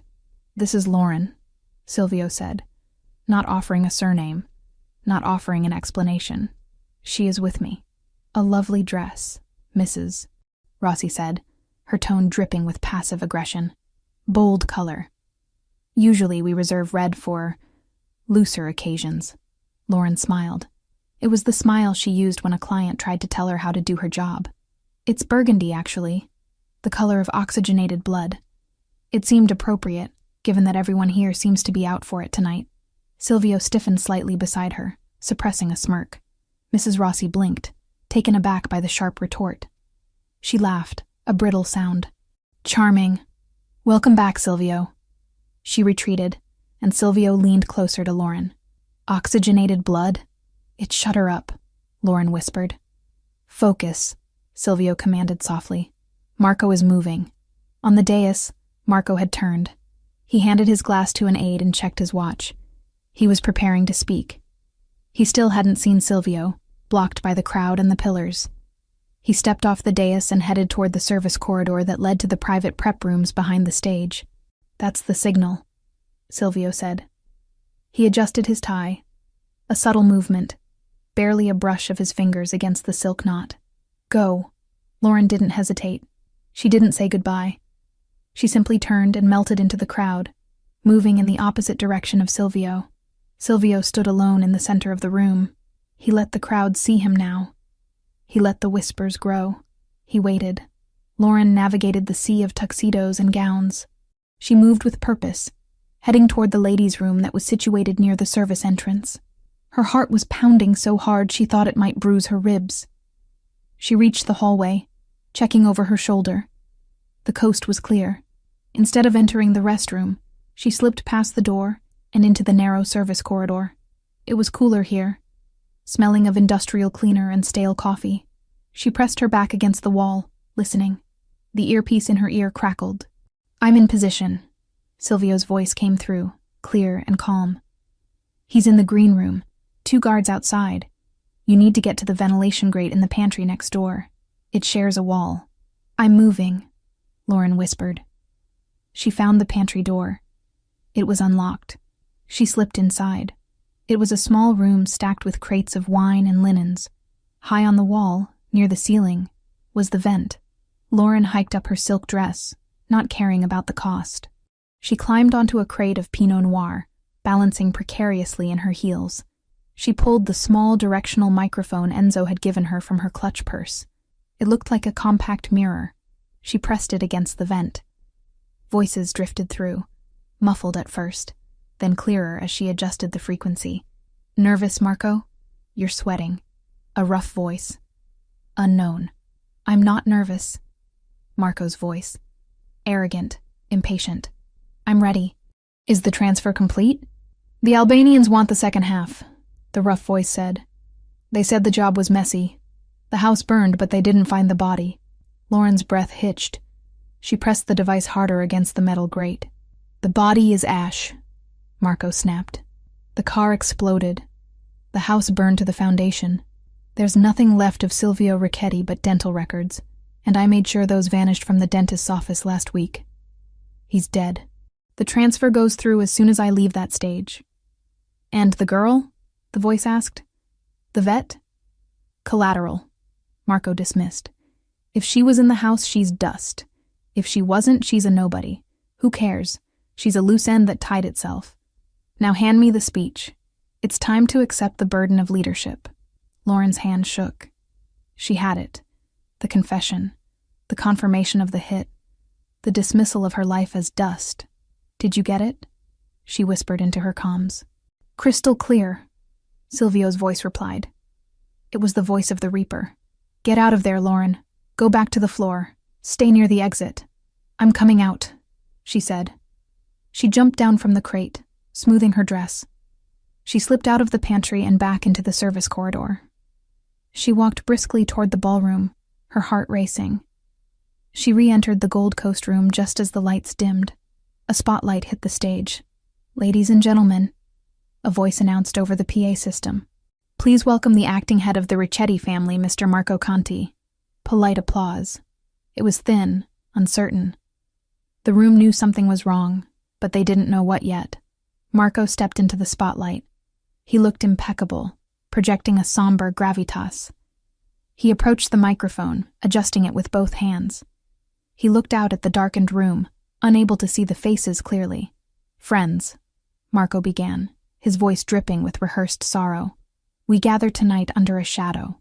As many of you know, we have suffered a tragic loss. My brother, my mentor, Silvio." He paused for effect, hanging his head. It was a masterful performance. Silvio was a man of vision, Marco continued, and though he was taken from us too soon, by a tragic accident on a rainy road, his vision must survive. It falls to me, with a heavy heart, to carry that torch. From the back of the room, near the sound booth, Silvio signaled the technician. A man Enzo had paid triple his annual salary to look the other way for 5 minutes. "Carrying a torch is difficult." Silvio's voice boomed over the speakers, cutting Marco off mid-breath. Marco froze. He looked around, confused. "What? Is this a tribute?" "No," Silvio's voice continued, but this time it wasn't live. It was the recording Lauren had just captured. The audio quality was grainy but unmistakable. "The body is ash. The car exploded. The house burned to the foundation. He's dead. The transfer goes through as soon as I leave that stage." The ballroom went deathly silent. The recording continued. "And the girl, the vet, collateral. She's a loose end that tied itself." Marco stood on stage, his face draining of blood until he looked like a wax figure. He gripped the podium, his knuckles white.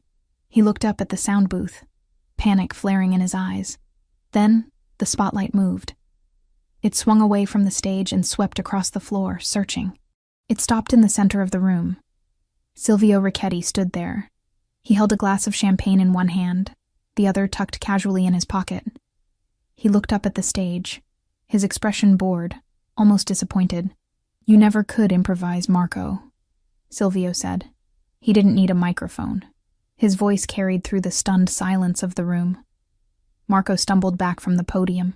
It's a trick, a deep fake. He's dead." "I look very alive for a ghost," Silvio said, taking a slow step forward. The crowd parted. They scrambled to get out of the way, creating a wide, clear path between the true Don and the usurper. "Security!" Marco screamed, pointing a shaking finger at Silvio. "Remove him! He's an imposter!" The security guards, the men Marco had paid, looked at Silvio. They looked at the calm, lethal confidence radiating off him. They looked at Marco, sweating and screaming on stage. In the Mafia, you don't bet on the hysterical man. You bet on the quiet one. The lead guard crossed his arms and stepped back against the wall. He did nothing. "No one is coming, Marco," Silvio said, walking closer. His footsteps on the marble echoed like gunshots. "You paid them with my money, but they know whose money it really is." Marco pulled a gun. It was a small silver pistol he had hidden in his waistband. A desperate, foolish move. Screams erupted from the crowd. Guests dove under tables. Silvio didn't flinch. He didn't even draw his own weapon.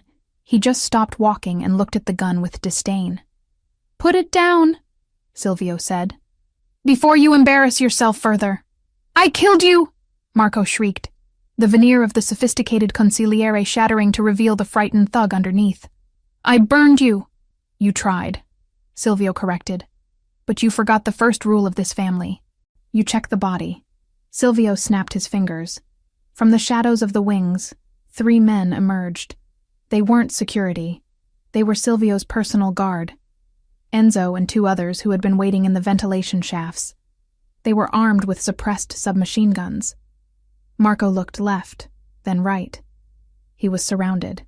"You have 2 choices," Silvio said, his voice dropping to a conversational volume that was somehow more terrifying than a shout.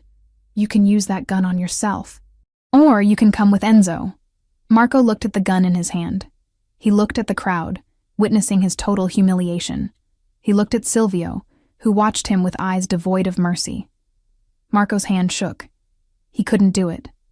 He dropped the gun. It clattered loudly on the stage floor.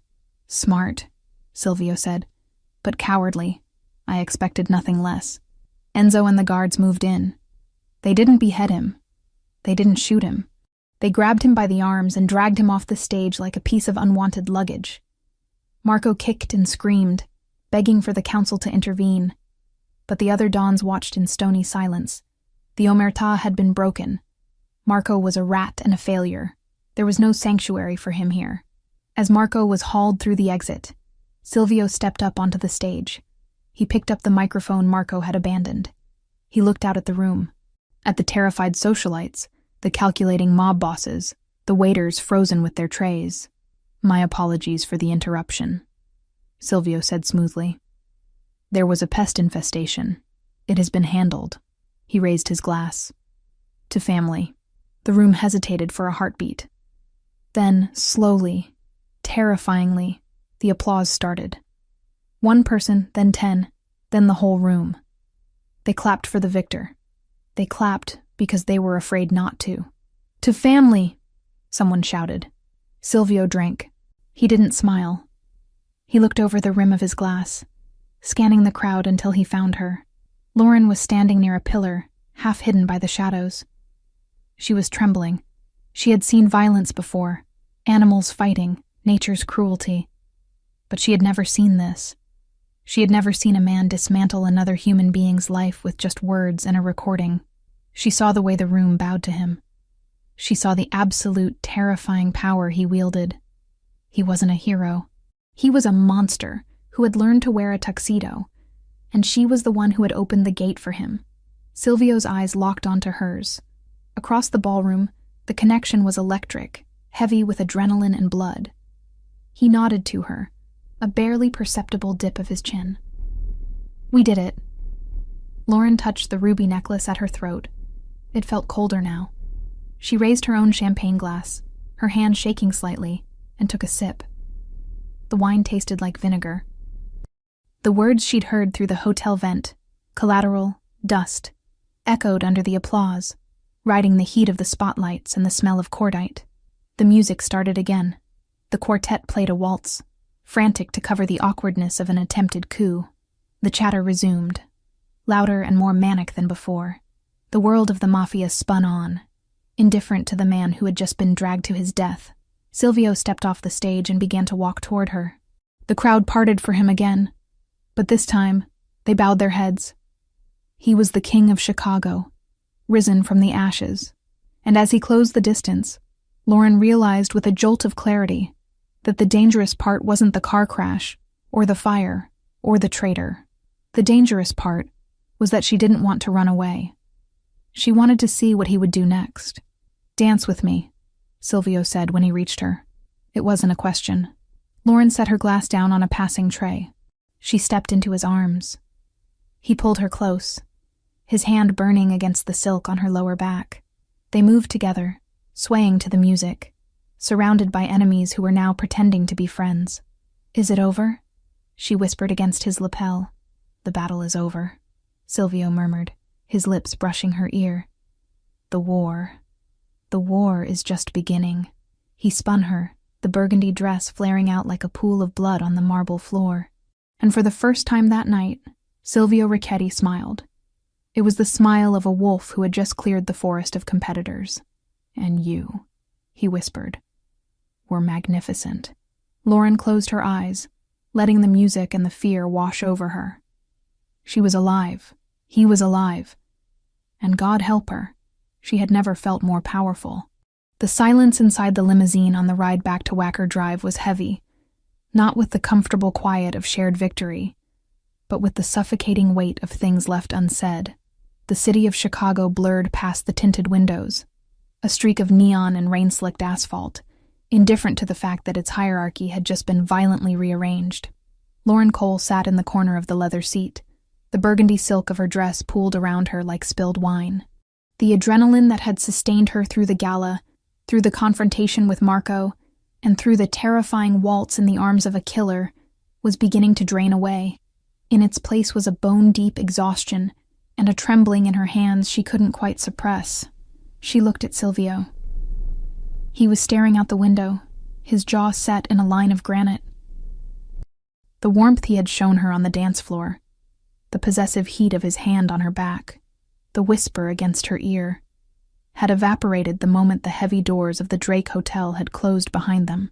He was no longer the partner who had needed her help to decipher shipping manifests. He was the Dawn. He was the man who had ordered his own brother dragged away to an unmarked grave without blinking.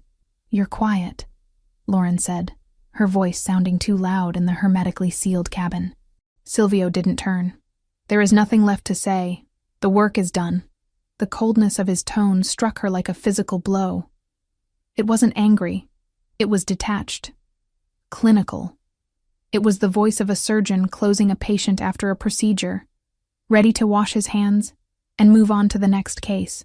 When the car pulled into the private underground garage of the penthouse tower, the transition was jarring. The harsh fluorescent lights buzzed overhead as Enzo opened the door. Silvio stepped out first, adjusting his cufflinks, his movements fluid and unhampered by the healing wound in his side. He didn't offer her his hand this time. Lauren stepped out onto the concrete, her heels clicking, echoing in the cavernous space. She followed him to the elevator, the silence stretching between them until it felt like a third passenger. The ride up to the penthouse took 40 seconds. Lauren watched the numbers tick upward, feeling a strange sense of vertigo. 3 weeks ago, she had come up here as a fugitive with a dying man. Now she was returning as a queen who had helped reclaim a kingdom. Yet she felt more precarious than ever. The elevator doors slid open. The penthouse was exactly as they had left it. The maps on the walls, the laptops humming on the kitchen island, but the energy had shifted. The war room atmosphere was gone, replaced by the sterile chill of a museum after hours. Silvio walked straight to the bar. He poured a single glass of amber liquid, whiskey, neat, and downed it in one swallow. He didn't pour one for her. He placed the heavy crystal glass down on the marble counter with a sharp clack and finally turned to face her. "Enzo will be up in 10 minutes to collect the equipment," Silvio said. "You should change." Lauren stood in the center of the room, feeling foolish in her gown and diamonds. "Change? Is that it? We just go back to normal?" "There is no normal," Silvio corrected, his dark eyes flat and unreadable. "There is the mission, and there is the aftermath. The mission is complete. Marco is handled. The council has realigned. The threat to my life and yours is neutralized." "Neutralized," Lauren repeated, the word tasting bitter. "Is that what you call what happened to Marco?" "I call it necessary," Silvio said. He walked around the island, putting distance between them. He picked up a thick manila envelope that had been sitting next to his laptop. He held it for a moment, his thumb brushing over the seal, before sliding it across the marble surface toward her. "This is for you," he said. Lauren looked at the envelope. It was thick, substantial. "What is it?" "Payment," Silvio said. The word hung in the air, ugly and transactional. Lauren felt a flush of heat rise up her neck, born of humiliation and sudden, sharp anger. She walked to the counter and picked up the envelope. Her hands shook as she opened the clasp. She pulled out the contents. It wasn't cash. It was a stack of legal documents. On top was a deed for a property in Montana, a fully equipped, state-of-the-art veterinary clinic with an attached residence on 40 acres of land. The price listed was astronomical, and it was marked paid in full. Beneath the deed was a passport. Lauren opened it. The photo was hers, taken from a security camera feed in the penthouse, she realized with a jolt. But the name was different. Elena Vance. "It's a clean identity," Silvio explained, his voice devoid of emotion. "Social security number, birth certificate, credit history. It goes back 10 years. It will stand up to scrutiny from anyone, the IRS, the FBI, even my world. The bank accounts linked to that name have enough funds to ensure you never have to work a day in your life, though I assumed you would want the clinic." Lauren stared at the passport. Elena Vance. A stranger with her face. "You want me to leave," she stated, looking up at him. "I want you gone," Silvio corrected. He crossed his arms over his chest, leaning back against the panoramic window, framing himself against the city lights he now owned. "You were useful, Lauren. I won't deny that. Your skills, your adaptability. They were assets I needed while I was incapacitated, but I am no longer incapacitated. Useful, Lauren whispered. She dropped the passport onto the counter. Is that all I was? An asset? A nurse with a driver's license? Don't romanticize this, Silvio said, his voice hardening. You found me in a wreck. You saved me because it is your nature to fix broken things. I kept you alive because I needed cover. We made a deal. I told you I would give you the world if I lived. This, he gestured to the documents. This is the world. It's freedom. It's safety. It's everything you lost in that fire, multiplied by 10.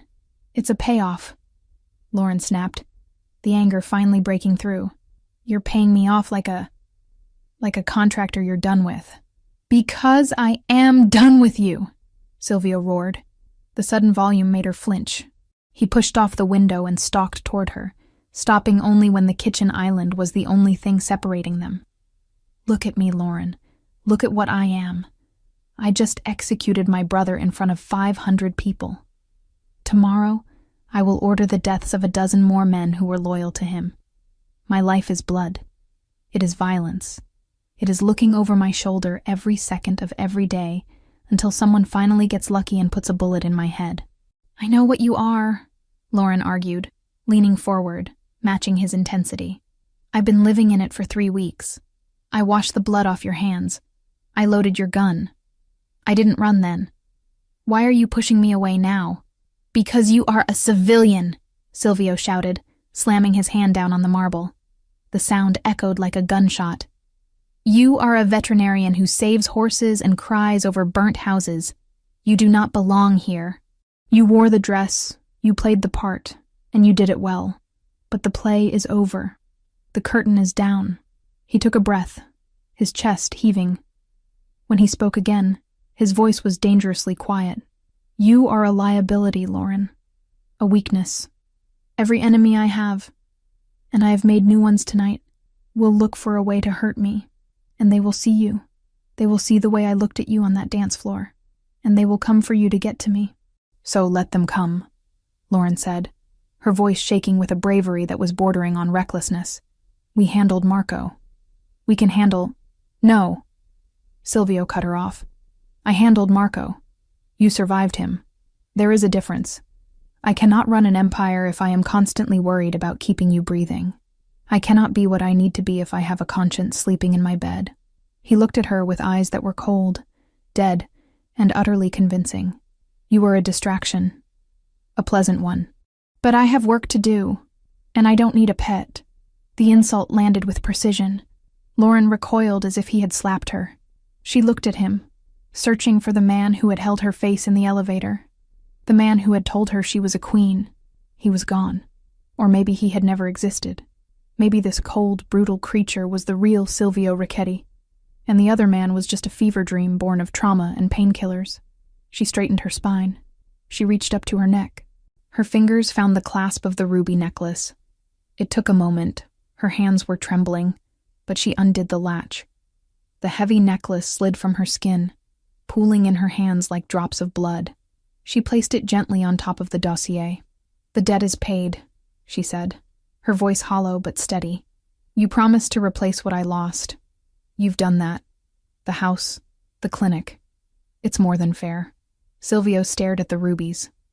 His jaw tightened, a small betraying tick that Lauren caught. But don't lie to me, Silvio, she said softly. You're not sending me away because I'm a liability. You're not sending me away because I'm a pet. She walked around the island until she was standing right in front of him. He didn't retreat, but his body was rigid, every muscle coiled tight. You're sending me away because you're terrified, she whispered. You're terrified that if I stay, you might actually feel something other than hate. You're scared that I make you human. And in your world, being human gets you killed. Silvio didn't speak. He didn't blink. He just stared at her, his face a mask of stone. Take the deal, Lauren, he rasped finally. Take the ticket. Take the life, and get out of my city. I will, she said. I'm not stupid. I know when I'm not wanted, and I know when a patient is terminal. She stepped back, creating a chasm between them that felt wider than the miles to Montana. "I'll be gone in the morning," she said. "I assume Enzo will drive me to the airport?" "The plane is waiting at a private airfield," Silvio said, turning his back to her to pour another drink he didn't need. "It leaves at 6 a.m. Don't miss it." "I won't." Lauren turned and walked toward the guest room. She didn't slam the door.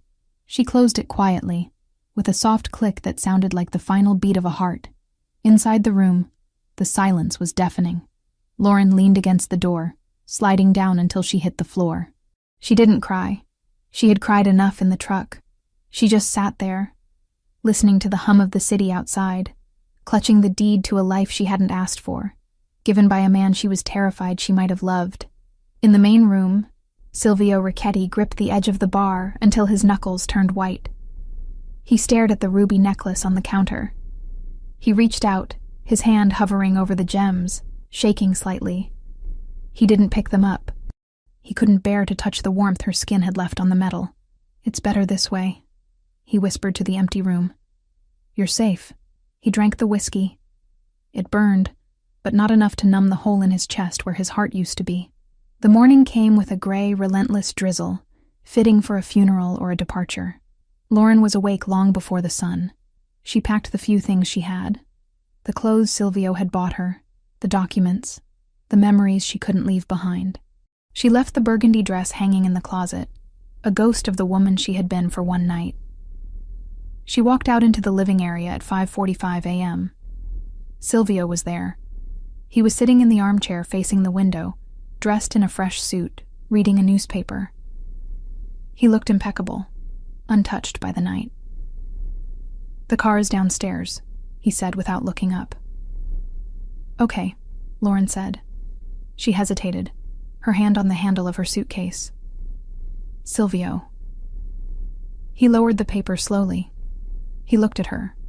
His eyes were tired, red-rimmed, betraying the nonchalance of his posture. "Thank you," she said, "for saving my life." "We are even," he said. "Goodbye, Elena." He used the fake name. It was a deliberate cruelty, a way to sever the tie completely. He was telling her that Lauren Cole was dead, buried in the ashes of the farmhouse. Lauren flinched, but she nodded. "Goodbye, Silvio." She walked to the elevator. She pressed the button. When the doors opened, she stepped inside and turned around. Silvio hadn't moved. He was staring at his paper, or pretending to. He didn't look up as the doors began to slide shut. Lauren watched the sliver of the penthouse disappear. The last thing she saw was his hand, gripping the paper so hard the paper tore. Then the doors closed, and she was dropping. Down, down, down, away from the sky, away from the power, back to the earth where she belonged. Up in the penthouse, the moment the elevator mechanism clicked, signaling her descent, Silvio threw the glass of whiskey he had been nursing against the far wall. It shattered with a violent crash. Amber liquid and crystal shards sprang across the map of Chicago. He stood up and walked to the window, pressing his hand against the glass, looking down at the street 30 stories below. He watched as the black SUV pulled out of the garage and merged into the early morning traffic, heading west. Heading away, he watched until the taillights were swallowed by the rain and the distance.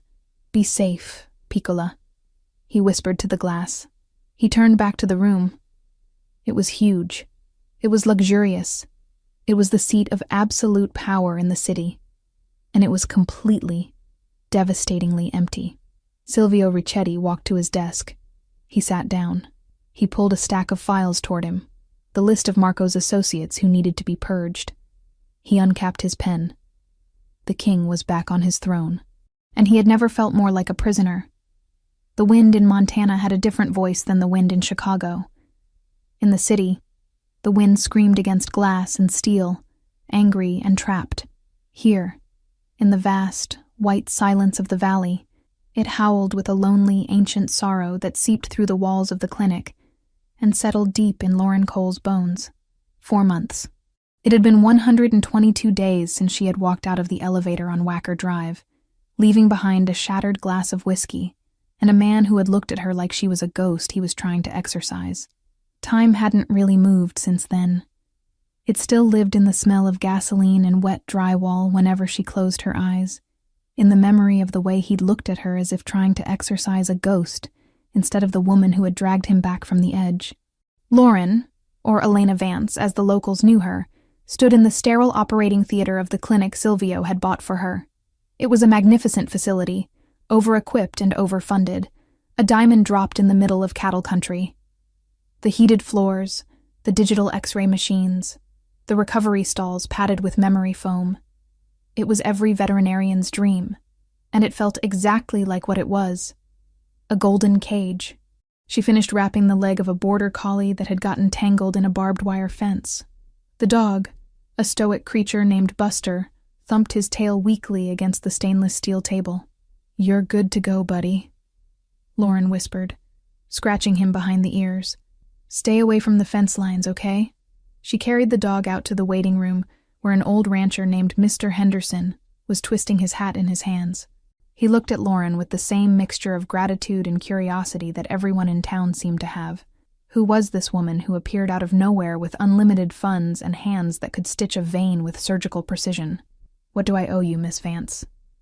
Mr. Henderson asked, reaching for a worn leather wallet. "Nothing," Lauren said, the standard answer she gave everyone. "Put it on the tab." There was no tab. There was no billing system. The operating costs of the clinic were paid automatically from a trust fund managed by a law firm in the Caymans. Every bottle of medicine, every kilowatt of electricity, every bag of feed was paid for by blood money. She was washing Silvio's conscience one healed animal at a time. Mr. Henderson frowned, uncomfortable with the charity. "That doesn't feel right, ma'am. Bring me a pie next week," Lauren said, forcing a smile that felt tight on her face. "Apple."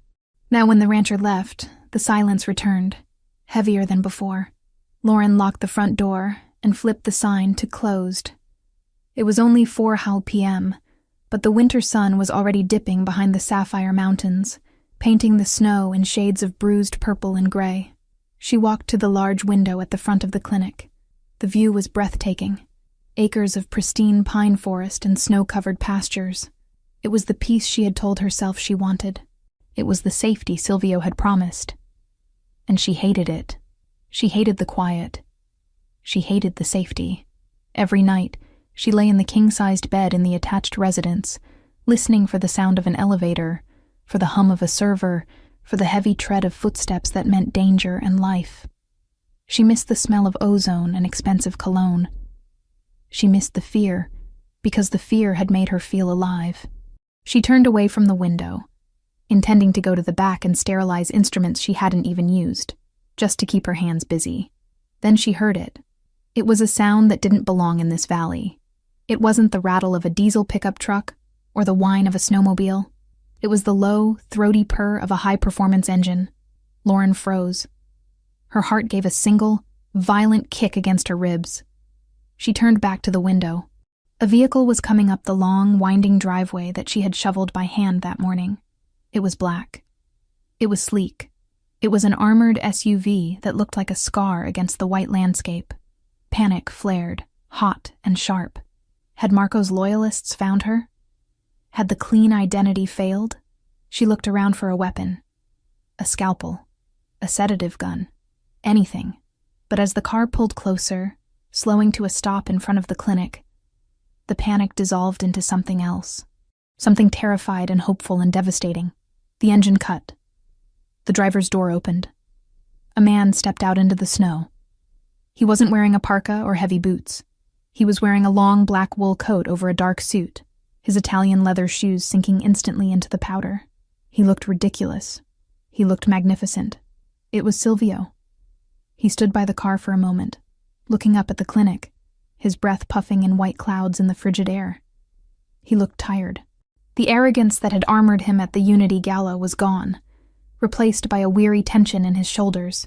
He looked thinner, his cheekbones sharper, his eyes shadowed. Lauren couldn't move. She couldn't breathe. She just watched him walk to the door. He didn't knock. He tried the handle. Locked. He looked through the glass. He saw her standing there in her scrubs, paralyzed. He didn't gesture for her to open it. He just waited. He waited with the patience of a man who had no other destination. Lauren walked to the door.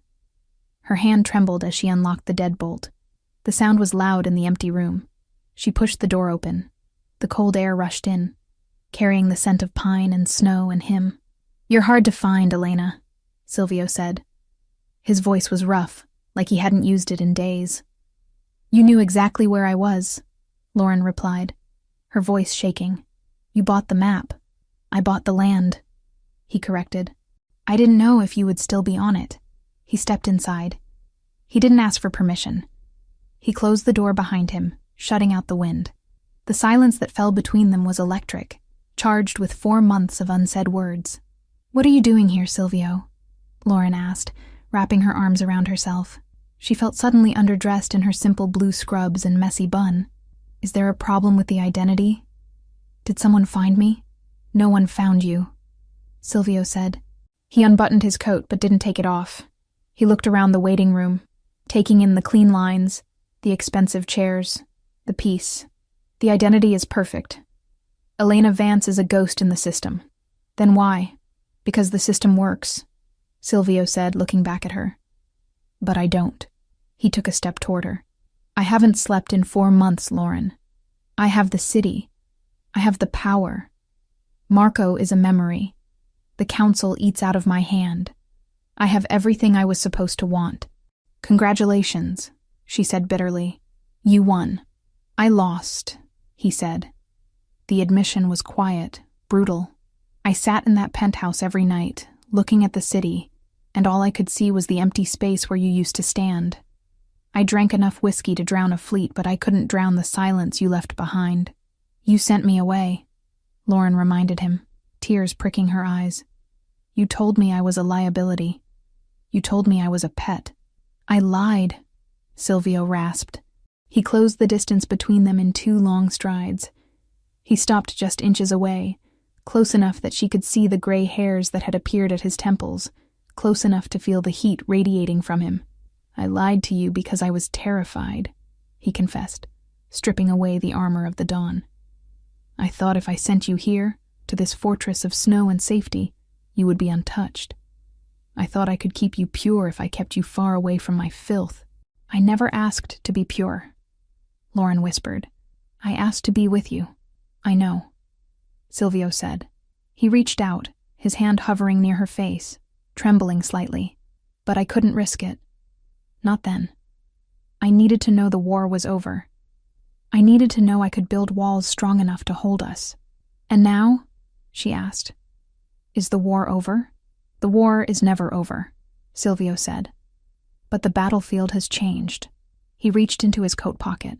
For a second, Lauren's muscle memory tensed, expecting a weapon or a dossier.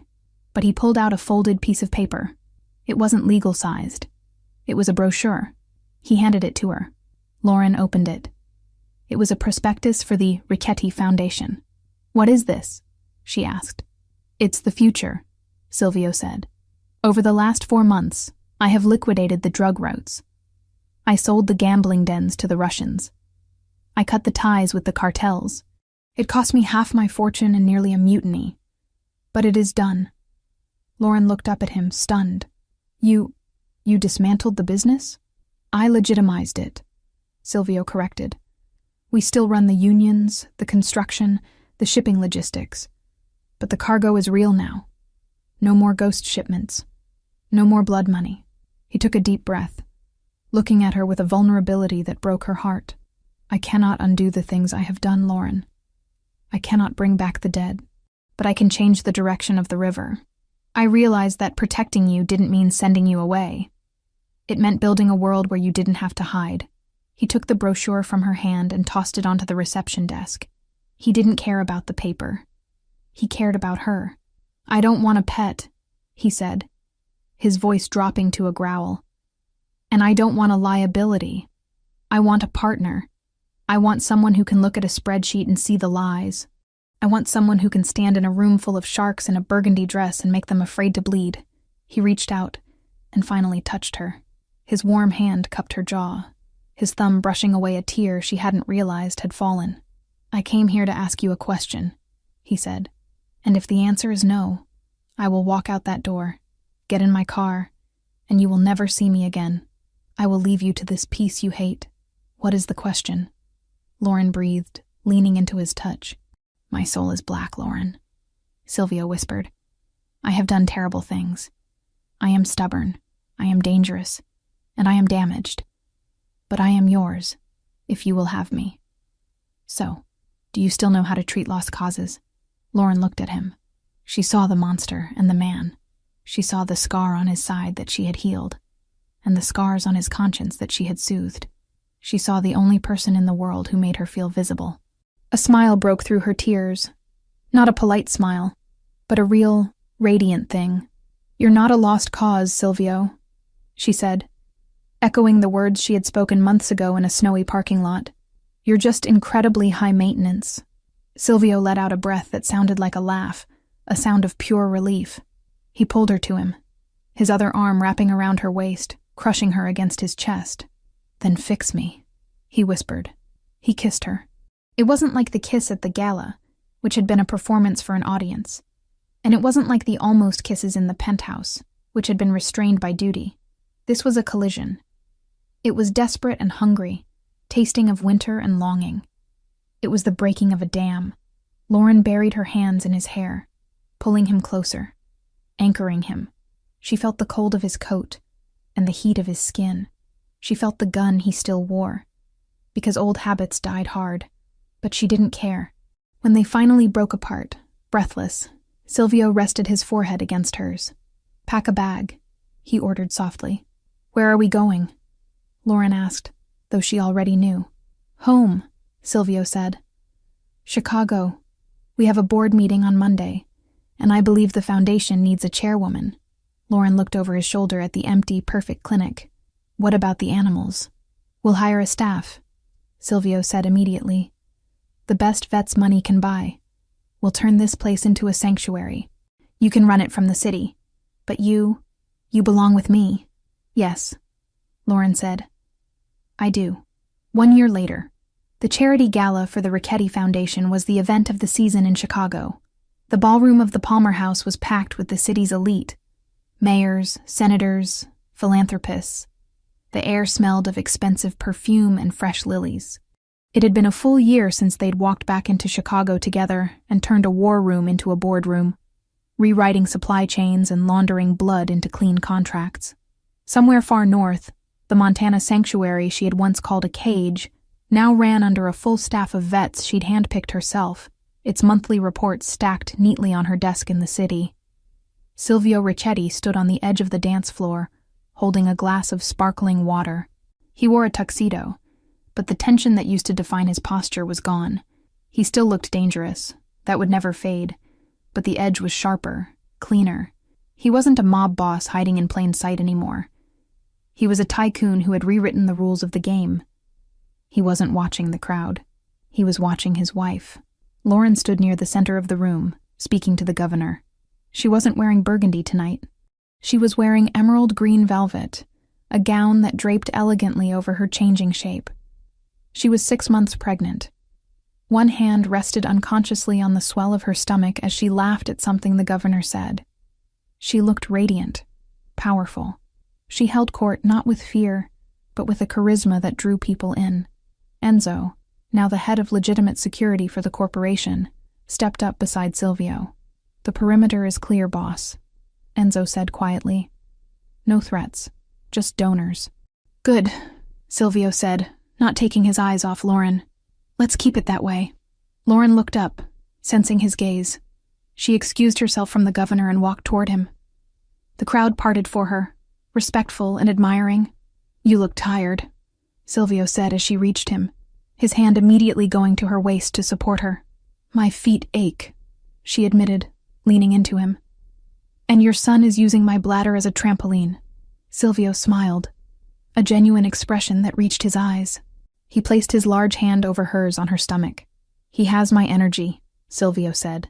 He has your stubbornness, Lauren corrected. He refused to move for the ultrasound tech for 20 minutes. He knows what he wants, Silvio said proudly. He's a Richetti. He's a Cole, Lauren countered, which means he's going to be smart enough to stay out of trouble. We can hope. Silvio murmured. He kissed her temple. Are you happy, Lauren? Lauren looked out at the room. She saw the faces of people they had helped through the foundation. She saw the legitimate empire they had built from the ashes of the old one. She thought of the nursery waiting in the penthouse, painted soft yellow, far away from the darkness of the past. She looked up at her husband, the man who had crashed into her house and stolen her life, only to give her a bigger one in return. I'm not just happy, she whispered. I'm home. Silvio tightened his arm around her. Come, let's go. You need to rest. The speeches aren't over, she protested weakly. I'm the chairman, Silvio said, with a grin that was all wolf. I say the speeches are over. He guided her toward the exit, ignoring the disappointed looks of the guests who wanted more of their time. They walked out of the ballroom, past the security, and into the cool Chicago night. The car was waiting. Not an armored escape vehicle, but a family car with a car seat base already installed in the back. As Silvio opened the door for her, Lauren paused. She looked at the city skyline, glittering against the dark. It was a jungle, yes, but she wasn't prey anymore. She was the lioness walking beside the lion. She got into the car. Silvio closed the door, solid and safe, and walked around to the driver's side. He got in, started the engine, and took her hand across the console. Ready? He asked. Lauren squeezed his hand. Drive. And as they merged into the traffic, leaving the ghosts of the past behind them, the future stretched out ahead, wide open, dangerous, and beautiful.